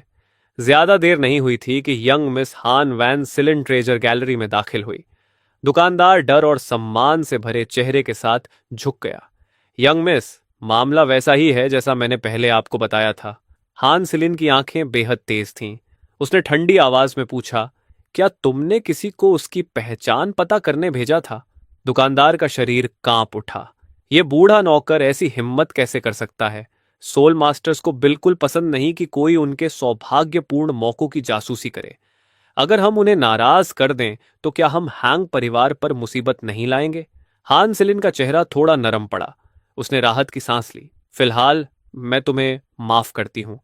बहुत अच्छा, तुमने इस मामले को बेहद सही तरीके से संभाला। तुमने उस सोल मास्टर को पर्याप्त फायदे दिए, रिश्ता भी बेहतर किया और जरा भी लापरवाही नहीं की। आगे हमारी वैन फैमिली उस सोल मास्टर को अपने पक्ष में कर पाएगी या नहीं, यह पूरी तरह उसकी इच्छा पर निर्भर करेगा। अगर वह प्रदर्शनी में हमें कुछ मिड ग्रेड ऑल्केमी लिक्विड दे सके तो हम मशहूर हो जाएंगे और साथ ही इन फैमिली से मुकाबला भी कर पाएंगे। जैसे ही मैं हियन मैंशन वापस लौटा, मैंने अंदर पूरा हंगामा देखा। ढूंढो, ध्यान से ढूंढो, चाहे जमीन 3 फीट नीचे तक क्यों ना खोदनी पड़े, जीन रीस्यू को ढूंढ कर लाओ। क्या? कानाने रीस्यू गायब हो गई? मेरा दिल घबराहट से भर गया। तुरंत एक बुरा ख्याल आया। क्या वो बेवकूफ लड़की अकेले ही हेवनली ट्रेजर्स और कीमती मटेरियल्स ढूंढने निकल गई ताकि अपना रियलम तोड़ सके? अंधेरा होने वाला था और वो अब तक वापस नहीं आई थी। हो सकता है वो किसी खतरे में पड़ गई हो। मैंने देर करने की हिम्मत नहीं की। मैं तुरंत शहर के गेट से बाहर भागा और मिस्टी क्लाउड माउंटेन्स की तरफ दौड़ा, वही जगह जहां हेवनली ट्रेजर्स और कीमती मटेरियल्स मिलने की सबसे ज्यादा संभावना थी। मिस्टी क्लाउड माउंटेन्स की एक खाई के किनारे सीने पर चमगादड़ के निशान खड़े हुए 3 ताकतवर आदमी जेन रूस्यू को क्रूर नजरों से देख रहे थे। वह अपने पैरों के नीचे की बेलों को पकड़कर हवा में लटकी हुई थी। लंबे समय तक ऐसे लटके रहने की वजह से उसकी ताकत खत्म हो चुकी थी। उसका चेहरा कागज की तरह सफेद था और उसका शरीर बुरी तरह कांप रहा था। सुंदरी जेन, अब संघर्ष करना बंद कर दो, वरना नीचे गिरकर मांस का ढेर बन जाओगी, आगे खड़े आदमी ने होंठ चाटते हुए कहा। दूसरा आदमी हंसते हुए बोला, चलो जल्दी ऊपर आ जाओ। हर दुश्मनी की जड़ होती है और हर कर्ज का मालिक होता है। हम बस तुम्हें लूसन का जुए का कर्ज चुकाने के लिए पकड़ रहे हैं। हम कसम खाते हैं कि तुम्हारे साथ कुछ गलत नहीं करेंगे। लेकिन ऐसा कहते हुए भी उनकी लालची निगाहें एक पल के लिए भी नहीं हट रही थीं। अगर आकर्षक शरीर वाली जेन र्यूज्यू उनके हाथ लग जाती तो अंजाम सोचना भी मुश्किल था। जेन रिसुई ने दांत भींचकर एक एक शब्द बोलते हुए कहा, सपने में भी मत सोचना। आगे वाला आदमी गुस्से से भर गया। उसकी आंखों में खतरनाक चमक आई। उसे ऊपर खींचो। उसे विश्वास नहीं था कि जेन रुज्यू सच में खुद को छोड़कर इस अथाह खाई में कूद जाएगी। बाकी 2 आदमी तुरंत आगे बढ़े, बेलों को पकड़ा और पूरी ताकत से ऊपर खींचने लगे। जेन रीस्यू को लगा कि वह खाई के किनारे के और करीब आ रही है। वह निराश हो गई। जैसे ही उसने खुद को छोड़कर गिरने का फैसला किया, तभी दूर से तेजी से आते कदमों की आवाज सुनाई दी। उसके तुरंत बाद एक दर्दनाक चीख गूंजी। बेल खींच रहे आदमियों में से एक को अचानक लात मारकर अथाह खाई में गिरा दिया गया। उसकी काली परछाई लगातार चीखते हुए धुंध में गायब हो गई। बचे हुए 2 आदमी गुस्से में पलटे और नए आए व्यक्ति से लड़ने लगे। ज्यादा समय नहीं लगा और एक और आदमी चीखते हुए जमीन पर गिर पड़ा। आखिरी आदमी डर के मारे लड़खड़ाता हुआ भाग गया और कमजोर लेकिन धमकी भरी आवाज में चिल्लाया, स्नो फ्लोटिंग पैलेस के लोगों को मारने की हिम्मत की है? तुम मर चुके हो। तुम पूरी तरह खत्म हो। काना ने रियुसु हैरान रह गई। कौन आया? आखिर स्नो फ्लोटिंग पैलेस के इन 3 लोगों में से एक थर्ड लेयर ऑफ रिफाइनमेंट में था और बाकी 2 सेकेंड लेयर ऑफ रिफाइनमेंट में थे। तभी खाई के किनारे से एक सिर बाहर आया। काना ने रिस्यू ने देखा और तुरंत स्तब्ध रह गई। Shao chain! मैंने हाथ बढ़ाया और उसे एक झटके में ऊपर खींच लिया। नीचे देखा तो उसकी हथेलियां फट चुकी थीं और बहता हुआ खून उस स्पिरिचुअल ग्रास को लाल कर रहा था जिसे वह कसकर पकड़े हुई थी। ज्यादा दबाने की वजह से वह स्पिरिचुअल ग्रास भी टेढ़ी हो चुकी थी और उसकी चमक फीकी पड़ गई थी। उसकी आवाज निराशा से भरी थी। इसे ढूंढने में मुझे बहुत मेहनत लगी थी। मेरा दिल भावनाओं से भर गया। मैंने उसे धीरे से गले लगाया और धीमी आवाज में कहा, भविष्य में मेरे लिए अपनी जान जोखिम में मत डालना। चेन रियोस्यू मेरे सीने से लग गई। उसे इस बात का अफसोस था कि वह मेरी मदद नहीं कर सकी, लेकिन साथ ही इस बात की मिठास भी थी कि मैं उसे इतना महत्व देता हूं। तो मैं फैन जेन के दिल में इतनी महत्वपूर्ण हूं? मैंने उसे शांत किया। फिर मैं जमीन पर पड़े स्नो फ्लोटिंग पैलेस के लोगों की लाशों की तरफ मुड़ा। मेरे मन में एक विचार आया। मैं झुका और थोड़ी देर टटोलने के बाद एक लाश से एक टोकन निकाला। वह सच में स्नो फ्लोटिंग पैलेस का टोकन था। सिटी लॉर्ड मैंशन पहले ही इन पर इनाम घोषित कर चुका था। स्नो फ्लोटिंग पैलेस के एक दानव को मारने पर सिटी लॉर्ड मैंशन के सोल स्पिरिचुअल पूल में एक बार कल्टीवेशन करने का मौका मिलता था। मैंने टोकन रख लिया और आसमान की तरफ देखा। अब पूरी तरह अंधेरा हो चुका था और पहाड़ का रास्ता दिखाई नहीं दे रहा था। मजबूर होकर मैं जेन रीस्यू को लेकर एक सुरक्षित गुफा में रात बिताने चला गया। रात और गहरी होती गई। थकान की वजह से जेन रीस्यू गहरी नींद में सो गई। मैं उसके पास उसकी रक्षा करते हुए बैठा रहा, लेकिन खाली नहीं बैठा। मैंने ट्रेजर पेविलियन से बदले हुए रिफाइनमेंट लिक्विड के मटेरियल निकाले और अपने हाथों से रिफाइनमेंट लिक्विड बनाने की कोशिश शुरू कर दी। अगली सुबह मैंने जमीन पर पड़े राख के ढेर को देखा और दर्द से आह भरी। 3 हिस्सों के मटेरियल पूरी तरह बर्बाद हो गए थे। लेकिन अगले ही पल मेरी आंखें चमक उठीं और मैंने मन ही मन सोचा, मेरी आत्मा ने एंशियंट सुप्रीम वॉइड टेक्निक में महारत हासिल करने के बाद आखिर कितनी ताकत हासिल कर ली है। सबसे लो लेवल रिफाइनिंग लिक्विड बनाना तो हैरान कर देने वाली आसानी से हो रहा है। मैं मुड़ा और अंदर रखी 8 बोतलों स्पिरिचुअल लिक्विड की तरफ देखा। उनमें से 7 हाई ग्रेड रिफाइनिंग लिक्विड थी और एक बोतल तो एक्सेलेंट ग्रेड रिफाइनिंग लिक्विड थी। और यह तो सिर्फ पहली कोशिश थी। अगर भविष्य में मेरे तरीके और ज्यादा निपुण हो गए तो एक्सेलेंट ग्रेड रिफाइनिंग लिक्विड बनाना और भी आसान होगा। इतना चौंकाने वाला नतीजा देखकर मुझे खुद भी यकीन नहीं हो रहा था। क्या मेरी सोल पावर सच में फाउंडेशन एस्टैब्लिशमेंट रियलम तक पहुंच गई है? मैंने धीमी आवाज में बड़बड़ाया। फिर अपने विचार समेटे और बेसब्री से उस एक्सेलेंट ग्रेड रिफाइनिंग लिक्विड की बोतल उठा ली और एक ही घूंट में पी गया। तुरंत ही बेहद शक्तिशाली औषधीय शक्ति मेरे शरीर में फट पड़ी। उसे निकलने वाली aura low grade refining liquid से 10 गुना ज्यादा थी, जिससे मेरा शरीर थोड़ा फूल गया, जैसे कोई गोल गुब्बारा हो। मैंने लापरवाही करने की हिम्मत नहीं की और तुरंत पालथी मारकर बैठ गया। मैंने जल्दी से उस ऑरा को पचाने के लिए मानसिक सूत्र चलाया। 1 घंटे बाद मैंने धीरे धीरे आंखें खोली। मेरी आंखें हैरानी से भरी हुई थीं। दूसरी तरफ हायन मैंशन के अंदर का माहौल बिल्कुल अलग था। लूसेन पसीने से लथपथ था। उसका चेहरा बेहद खराब दिख रहा था और वह अपने सामने घूर रहा था जहां रिफाइनिंग लिक्विड की 10 खाली बोतलें पड़ी थीं। उसने भारी और गुस्से भरी आवाज में दहाड़ा, "ये क्या हो रहा है?"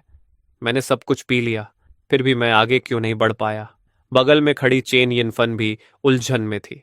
ऐसा नहीं होना चाहिए था। 9 ग्रेड स्प्रिट रूट और लो ग्रेड रिफाइनिंग लिक्विड की 10 बोतलें, इतना तो कोई सुअर भी कॉन्टेम्पलेशन स्टेट पार कर जाता, लेकिन तुम्हारी कल्टीवेशन बिल्कुल नहीं बढ़ी। वह मजबूरी में उसे दिलासा देने लगी, लूसन, रिफाइंड जेड हमेशा तुरंत नहीं चमकता। शायद तुम बहुत जल्दी आगे बढ़ना चाह रहे थे और तुम्हारा मेंटल स्टेट बिगड़ गया। वैसे भी तुम हारे नहीं हो। उस बेकार फैंचन के पास तो सिर्फ 1 ब्राउ स्पिरिचुअल रूट है और 2 ब्राउ रिफाइनिंग लिक्विड है। उसके लिए आगे बढ़ना तो और भी नामुमकिन है। ज्यादा से ज्यादा इसे बराबरी मान लो। यह सुनकर लूसन की तनी हुई नसें थोड़ी ढीली पड़ी। उसके चेहरे पर तिरस्कार उभर आया। वो भी मेरी बराबरी करने लायक है। मेरा आगे न बढ़ना सिर्फ अस्थाई है, लेकिन वो अपनी पूरी जिंदगी में आगे बढ़ने का सपना भी मत देखे। चलो, मैं हॉल चलते हैं और फैसला करते हैं कौन बेहतर है। उसी समय मैं और जेन रूसू सुबह की हल्की रोशनी में हायन मैंशन लौटे। जेन रूजू ने जेन परिवार के अंदर वाले लाल बांस के दरवाजे को देखा, लेकिन कदम बढ़ाने में हिचकिचाई। वह मेरी तरफ मुड़ी। उसकी आंखें भारी थीं। जैसे ही मैंने उसकी बेचैनी महसूस की, मैंने उसका हाथ पकड़ लिया और शांत लेकिन दृढ़ आवाज में कहा, मैंने कहा था ना, मैं तुम्हारी रक्षा करूंगा। मैं उसका हाथ पकड़कर उसके साथ हियन मैंशन के अंदर चला गया। कनान जेन यंग भी लोगों के साथ जल्दी जल्दी वहां पहुंच रहा था। जब उसने हमारे जुड़े हुए हाथ देखे तो उसकी भौहें हल्की सिकुड़ गईं और उसने पूछा, फैन चेन, इन दिनों तुम्हारी कल्चरेशन कैसी रही? मैंने अपनी कलम हल्की उठाई और 2 शब्द लिखे, ठीक है। कानन हैरान दिखा, लेकिन उसने ज्यादा नहीं पूछा और हमें मेन हॉल की तरफ ले गया। मेन हॉल पहले से लोगों से भरा हुआ था। जियान परिवार के दर्जनों युवा और बुजुर्ग सदस्य डायरेक्ट लाइन और कोलेटरल लाइन दोनों मौजूद थे। कुछ युवा लड़कियां चमकीले कपड़ों में लूसेन के आसपास हंसते बोलते घूम रही थीं ताकि उसका थोड़ा फेवर पा सकें।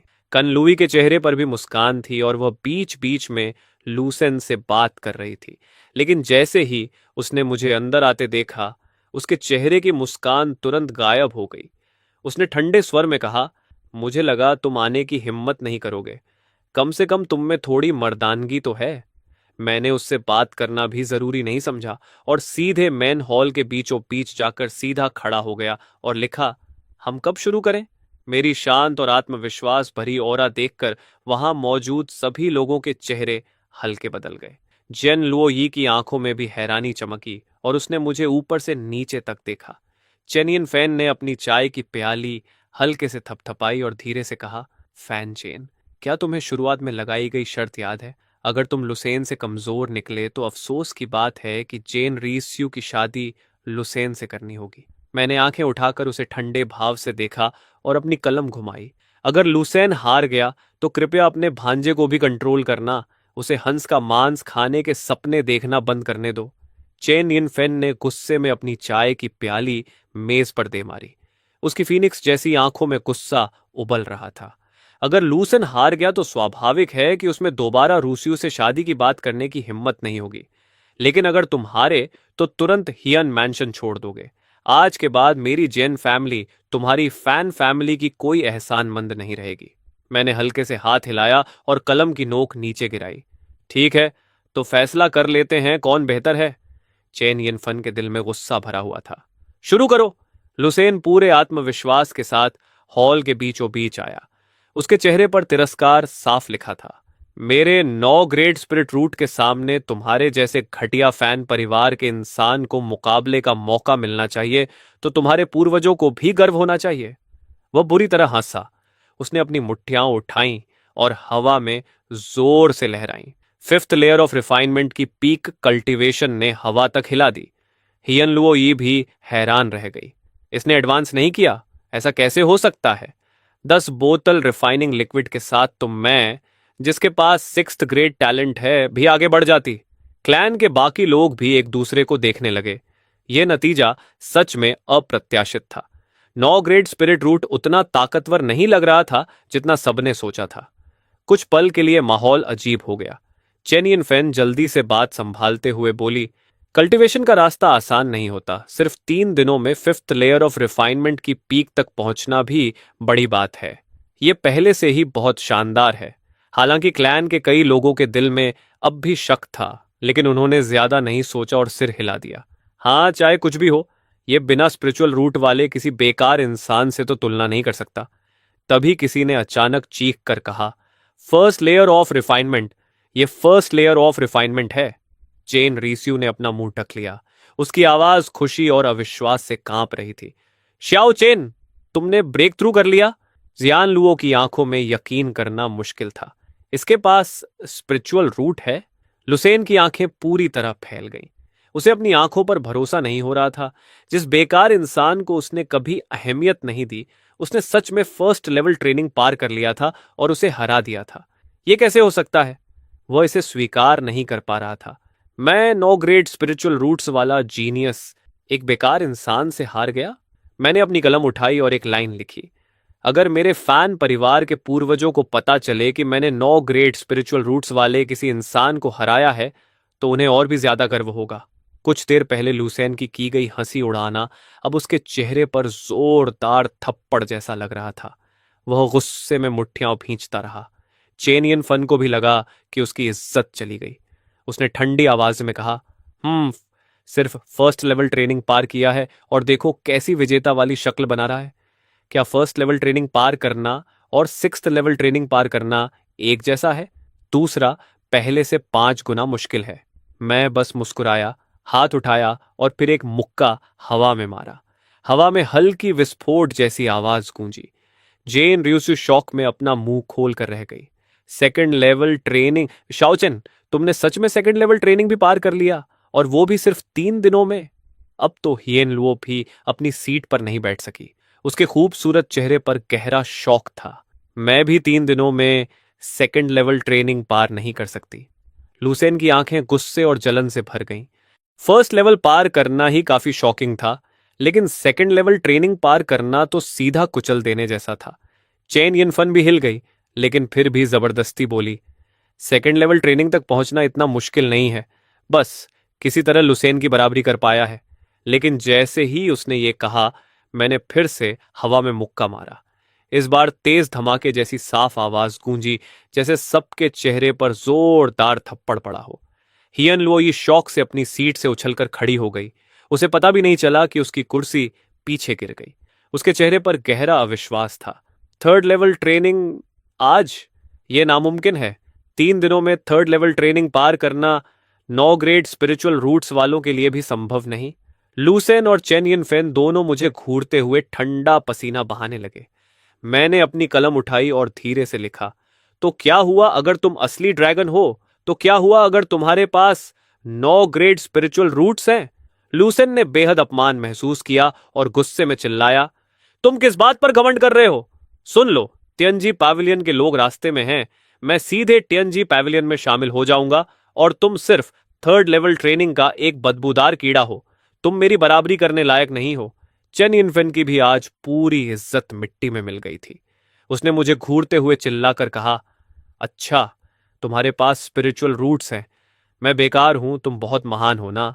अगर तुम इतने ही काबिल हो तो 10 दिनों के अंदर मेरे लिए एक शानदार दहेज तैयार करो। अगर नहीं कर पाए तो मुझे एंगेजमेंट तोड़कर जेन रिज्यू की शादी किसी और से कराने का दोष मत देना। यह कहकर उसने मेज पर जोर से हाथ मारा और लूसेन को लेकर गुस्से में चली गई। मैंने बस कंधे उचका दिए और इसकी परवाह नहीं की। अगर यह पहले होता तो शायद मैं भी चिंतित होता, लेकिन अब नहीं, क्योंकि मैं एक सोल मास्टर हूं। ऐसा सोल मास्टर जो महंगी पिल्स रिफाइन कर सकता है। तभी मुझे याद आया कि कल मैंने जेमबाओ पैविलियन के मैनेजर से लक्सियन सिटी की ग्रैंड एग्जीबिशन में हिस्सा लेने का वादा किया था। यही सही मौका था high quality training medicine refine करने का। इन्हें बेचकर बहुत पैसा कमाया जा सकता था, है ना? सिटी लॉर्ड मैंशन के सामने चौड़ी सड़क के दोनों तरफ स्टॉल लगे हुए थे। आज पूरे शहर के मेडिसिन रिफाइनिंग फैमिलीज की ग्रैंड एग्जीबिशन थी। बड़े और छोटे सभी रिफाइनर्स अपने सबसे बेहतरीन मेडिसिन दिखाने आए थे। इन परिवार के हेड इंचानिन अपने स्टॉल पर सबसे ज्यादा बिकने वाली लो ग्रेड ट्रेनिंग मेडिसिन दिखा रहा था। उसके सामने लोगों की भीड़ समुद्र जैसी उमड़ी हुई थी। दूसरी तरफ वॉन परिवार का उतना ही बड़ा स्टॉल बेहद सुनसान था। ठंडा माहौल देखकर वैनसिलिन बेचैन हो गई। क्या वो एक्सपर्ट सच में आएगा? मैनेजर उसके पास खड़ा कड़वी मुस्कान के साथ बोला, ज्यादातर सोल मास्टर्स अकेले रहते हैं और अपनी मर्जी से आते जाते हैं। वो आएगा या नहीं, ये पूरी तरह उसके मूड पर निर्भर है। वह भी बहुत परेशान था। अगर वो सोल मास्टर आ गया तो वॉन परिवार को मिड ग्रेड ट्रेनिंग मेडिसिन मिलेगा और वे इन परिवार को पीछे छोड़ देंगे। लेकिन अगर वो नहीं आया तो ये एग्जीबिशन पूरी तरह इन परिवार का सोलो शो बन जाएगा। अगले साल वान परिवार के दिन और मुश्किल हो जाएंगे।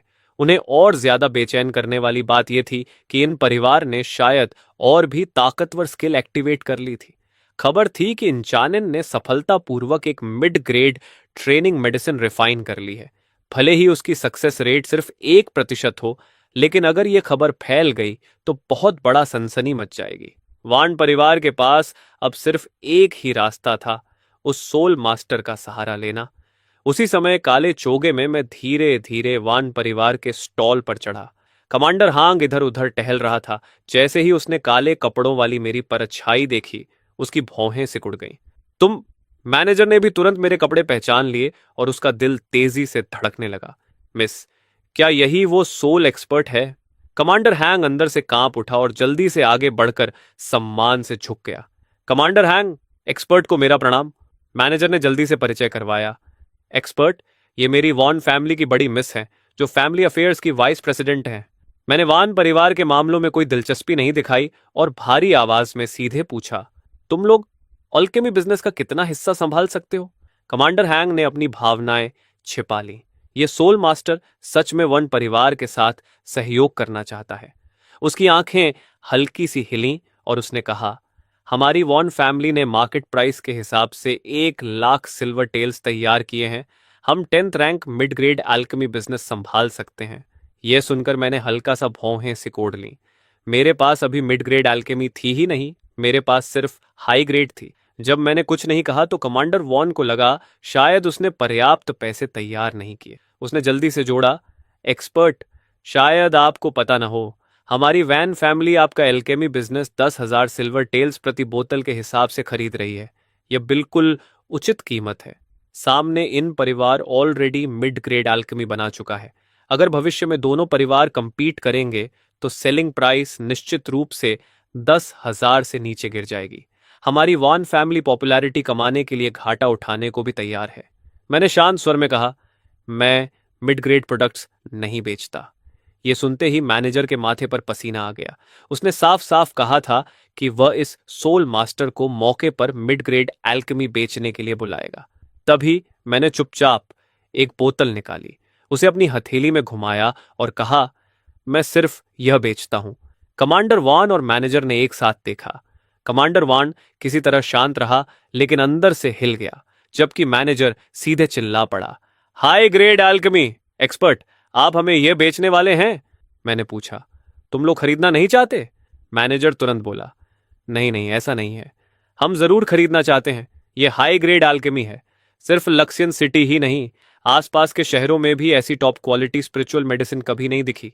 इसके साथ वॉन फैमिली तुरंत मशहूर हो जाएगी, इन फैमिली का मार्केट शेयर छीन लेगी और लक्ष्यन सिटी की नंबर 1 एल्केमी फैमिली बन जाएगी। इन फैमिली की मिड ग्रेड एल्केमी इसके सामने कुछ भी नहीं है।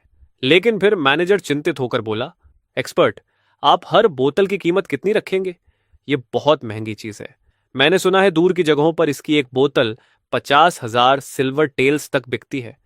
अगर आपने बहुत ऊंची कीमत मांगी तो हमारी वान फैमिली ज्यादा मात्रा में इसे खरीद नहीं पाएगी।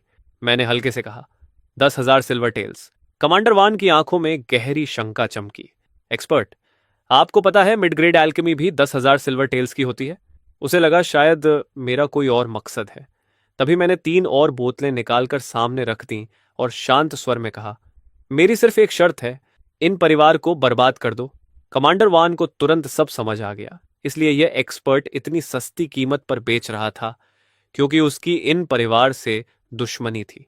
इन परिवार ने सच में गलत इंसान को नाराज कर दिया था।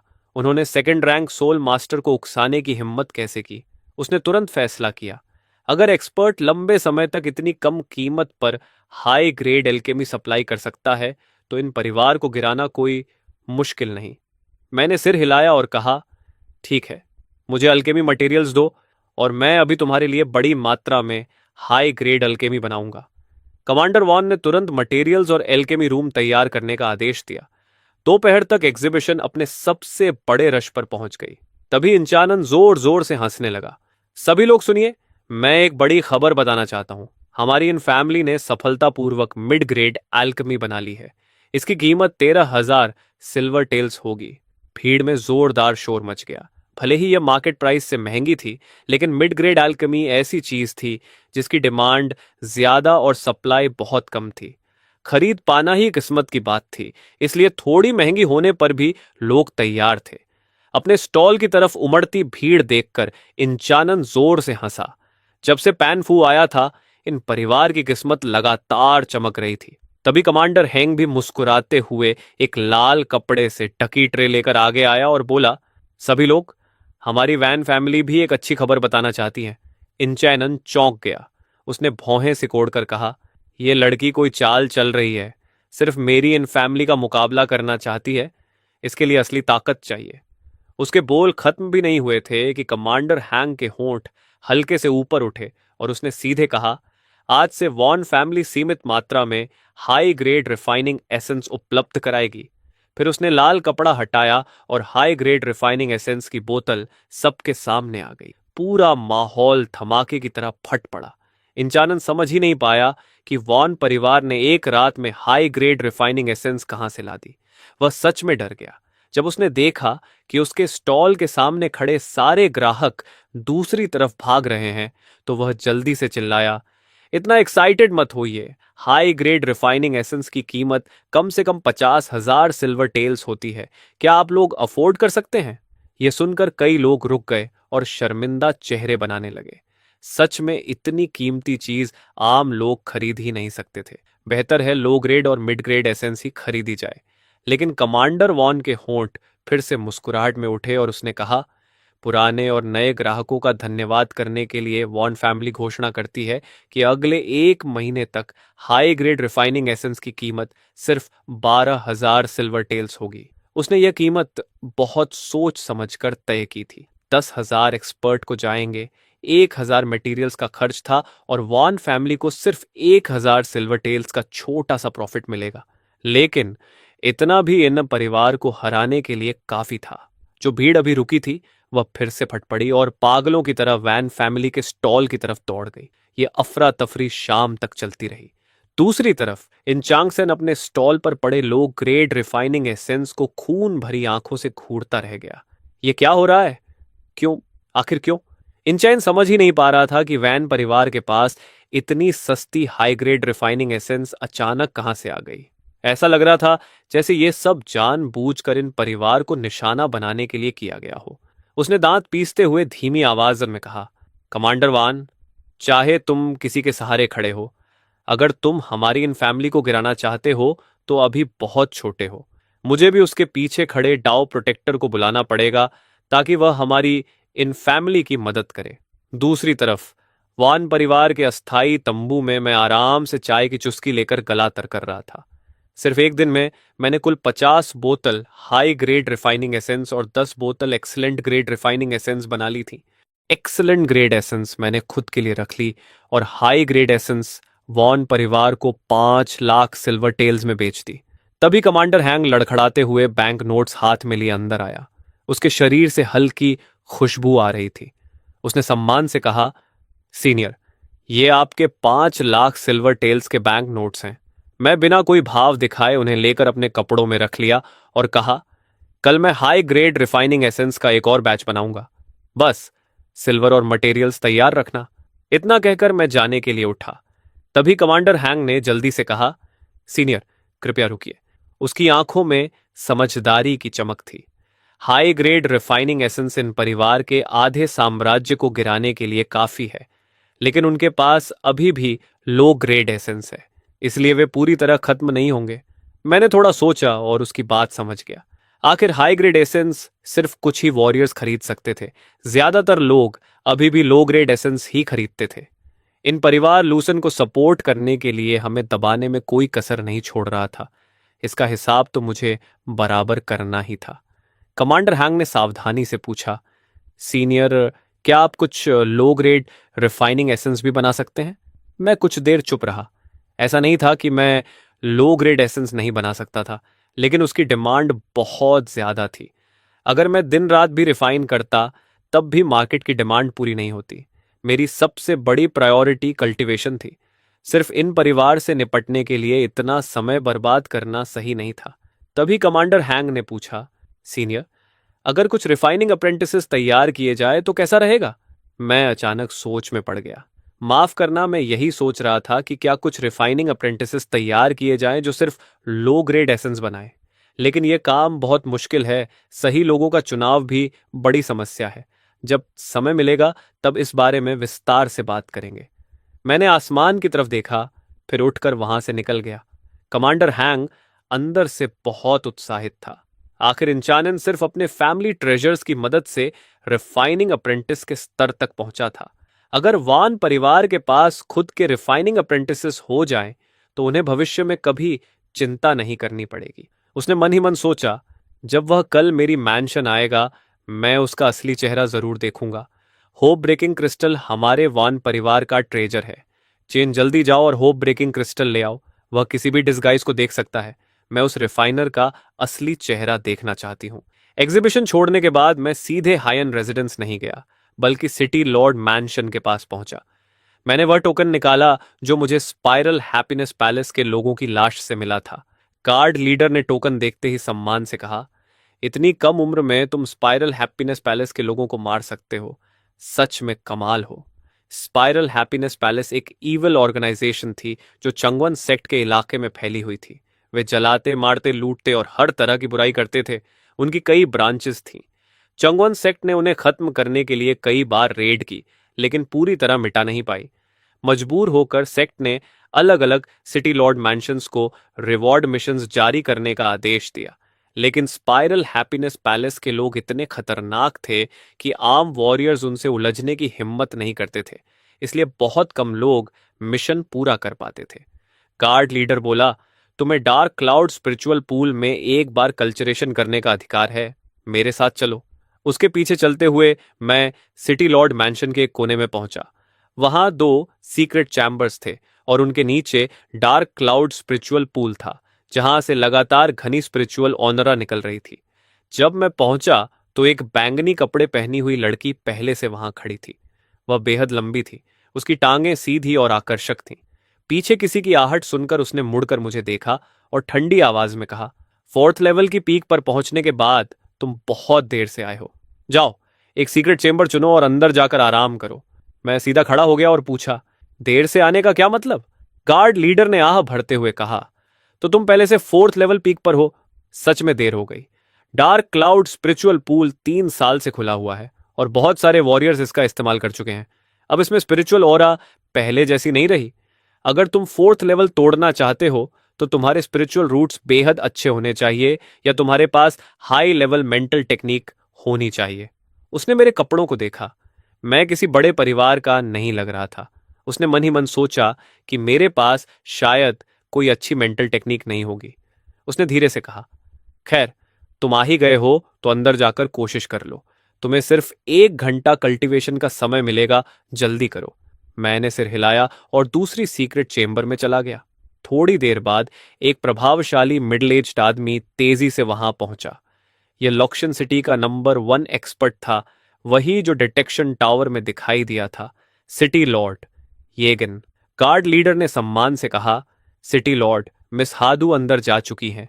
वह अभी कल्टीवेशन कर रही हैं। येगन ने राहत की सांस ली। वह चंगवान सेक्ट मास्टर की बेटी है। हम उसके साथ लापरवाही नहीं कर सकते। यहीं इंतजार करो। जैसे ही मिस हाडू अपनी कल्टीवेशन से बाहर आए, मुझे तुरंत खबर देना।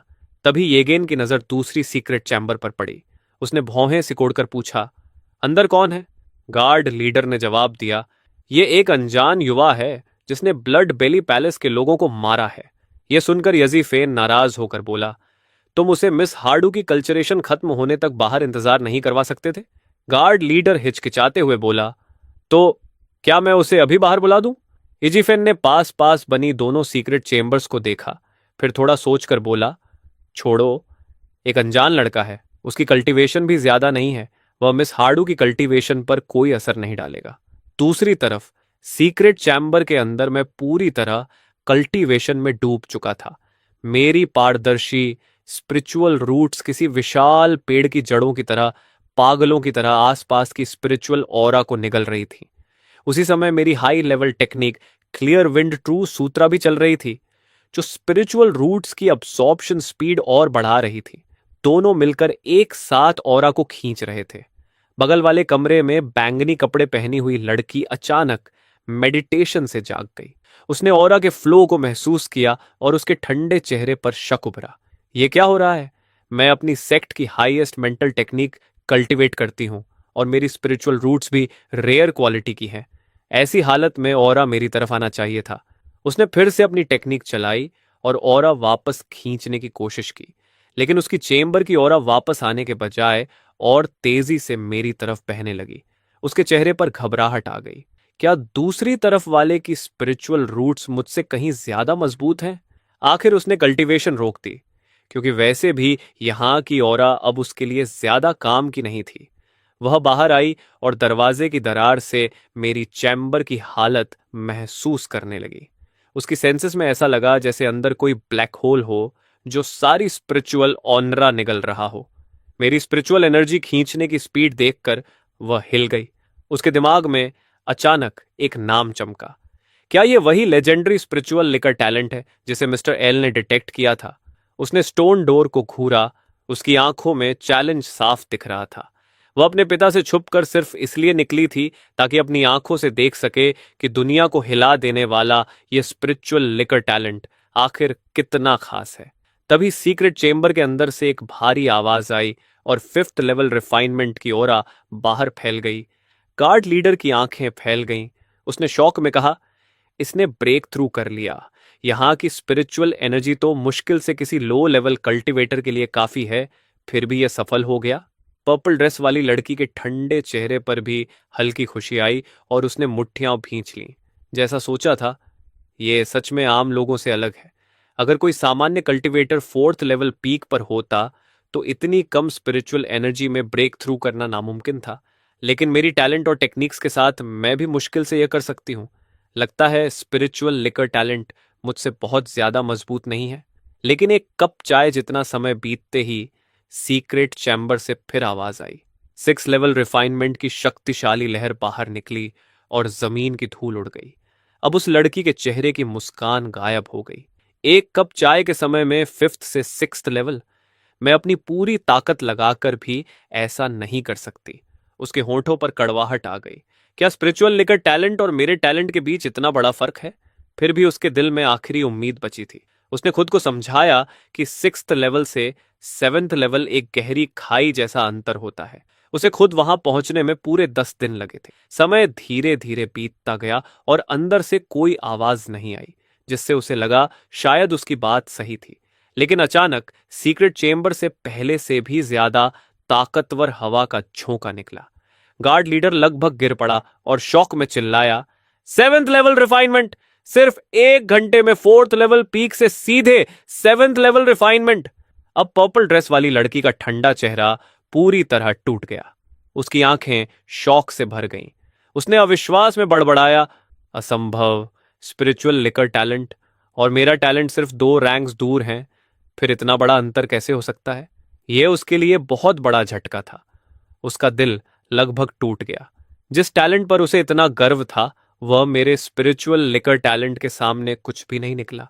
मैं पूरे शरीर पर पसीना लिए सीक्रेट चेंबर से बाहर आया। जब मैंने देखा कि वह लड़की बाहर खड़ी है, तो मुझे समझ आ गया कि मेरी कल्टीवेशन ने उसे डिस्टर्ब किया होगा। मैंने तुरंत हाथ जोड़कर कहा, मिस, माफ कीजिए, मैंने आपको परेशान किया।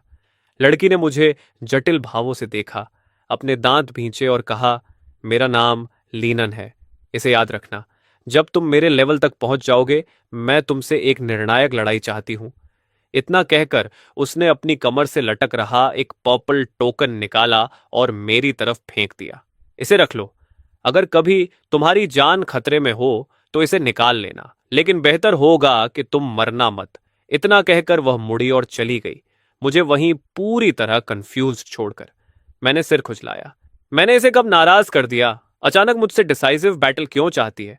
और टोकन भी दे गई। मैं उलझन में बाहर निकल गया। दूसरी तरफ लीनन लक्ष्यन सिटी छोड़कर एक सफेद क्रेन पर उड़ रही थी।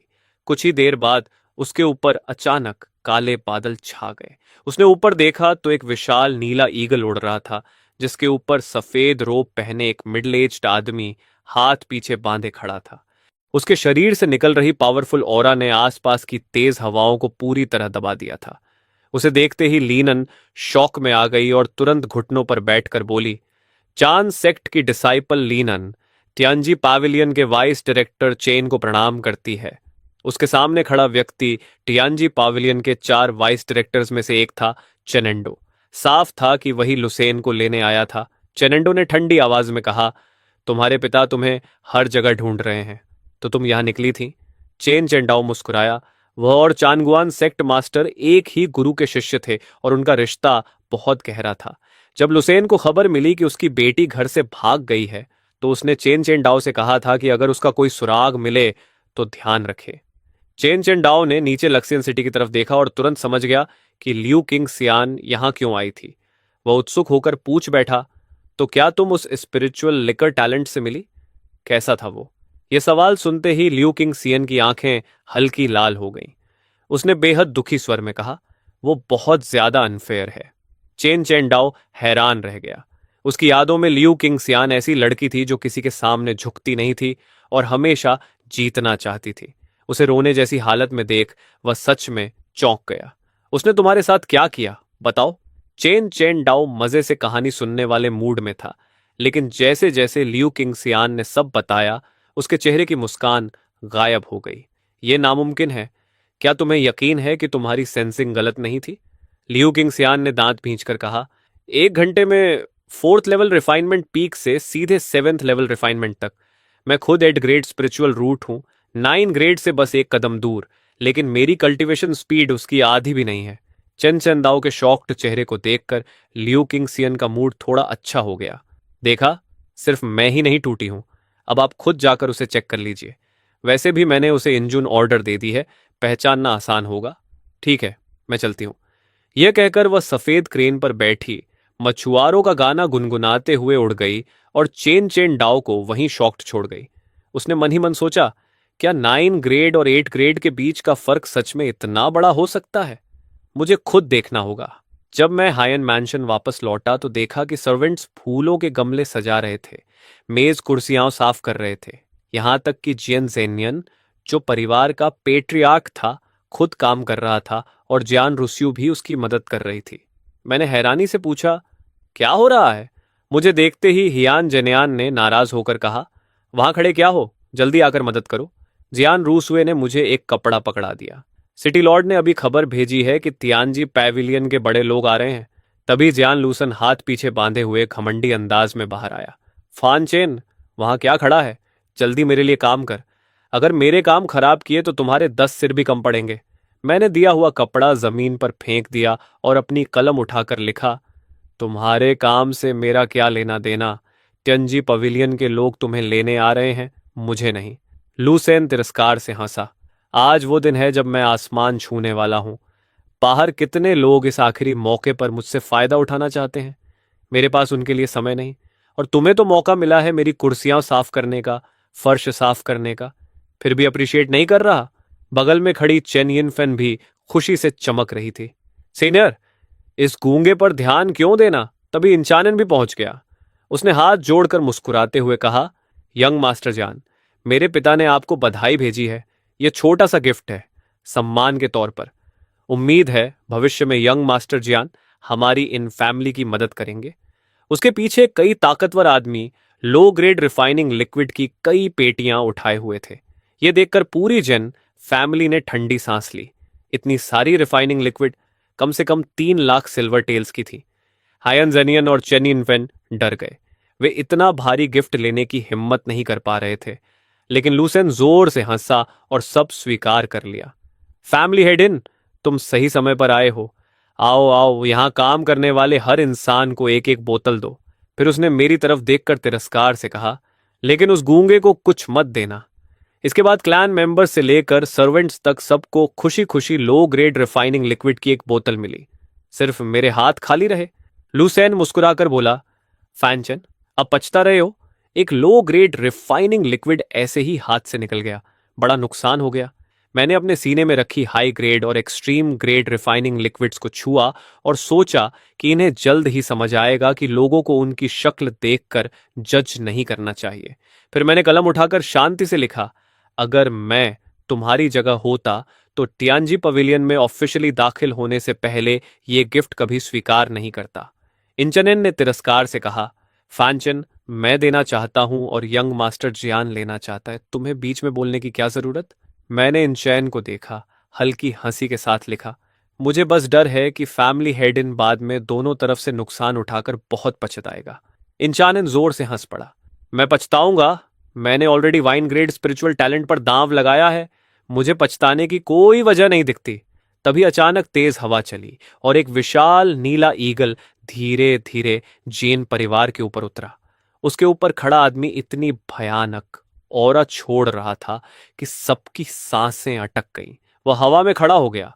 लूसन ने उत्साह से कांपते हुए फैनचन की तरफ देखा और कहा, फैनचन, मेरा ग्लोरी मोमेंट आ गया है। ध्यान से देखो कैसे मैं कार्प की तरह ड्रैगन गेट पार करके 9 हेवंस का असली ड्रैगन बनता हूं।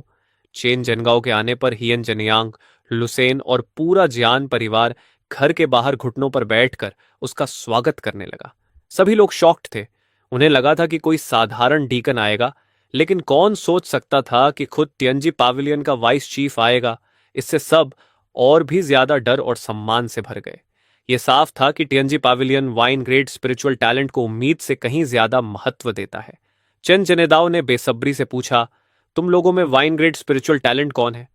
1 घंटे में लगातार 3 लेवल्स तोड़ने वाली बात उसके दिमाग में घूम रही थी। सबकी नजरें तुरंत लूसेन पर टिक गईं। लूसेन गर्व से मुस्कुराया, आगे बढ़ा और सम्मान से झुक गया। यह युवा लूसेन वाइस पवेलियन मास्टर चेन को प्रणाम करता है। यह सुनते ही चेन चनेदाओ तुरंत आगे बढ़ा और उसे खुद उठाया। वह बार बार सिर हिलाकर उसकी तारीफ करने लगा। बुरा नहीं, बिल्कुल बुरा नहीं। सच में एक प्रॉमिसिंग युवा हो। लूसेन खुश होकर अंदर ही अंदर फूल गया। उसने कभी नहीं सोचा था कि वाइस पवेलियन मास्टर चेन उसके साथ इतना अच्छा व्यवहार करेगा, जिससे वह थोड़ा नर्वस भी हो गया। चेन सेनेदाओ मुस्कुराया और लूसेन का हाथ पकड़कर बोला, नर्वस मत हो। अगर ध्यान से सोचो तो हम लगभग एक ही इलाके के हैं। 30 साल पहले मेरा जन्म पास के बिलियो सिटी में हुआ था। जब मेरा 8th grade spiritual talent detect हुआ था, तब मैंने भी टीएनजी पवेलियन को हिला दिया था। और अब 30 साल बाद तुम्हारा 9th ग्रेड स्पिरिचुअल टैलेंट फिर से टियांजी पेविलियन को शौक दे रहा है। यह हमारी किस्मत है। यह सुनते ही सबको समझ आ गया कि चेन चेनेदाओ वही लेजेंडरी जीनियस था जिसका कभी 8th grade black spiritual talent detect हुआ था। और अब उसका खुद आगे बढ़कर लूसेन से दोस्ती करना सबके लिए साफ संकेत था कि लूसेन जब टियांजी पवेलियन जाएगा तो उसे चेन चेनेदाओ की खास प्रोटेक्शन मिलेगी। इसका मतलब लूसेन का फ्यूचर लगभग लिमिटलेस था।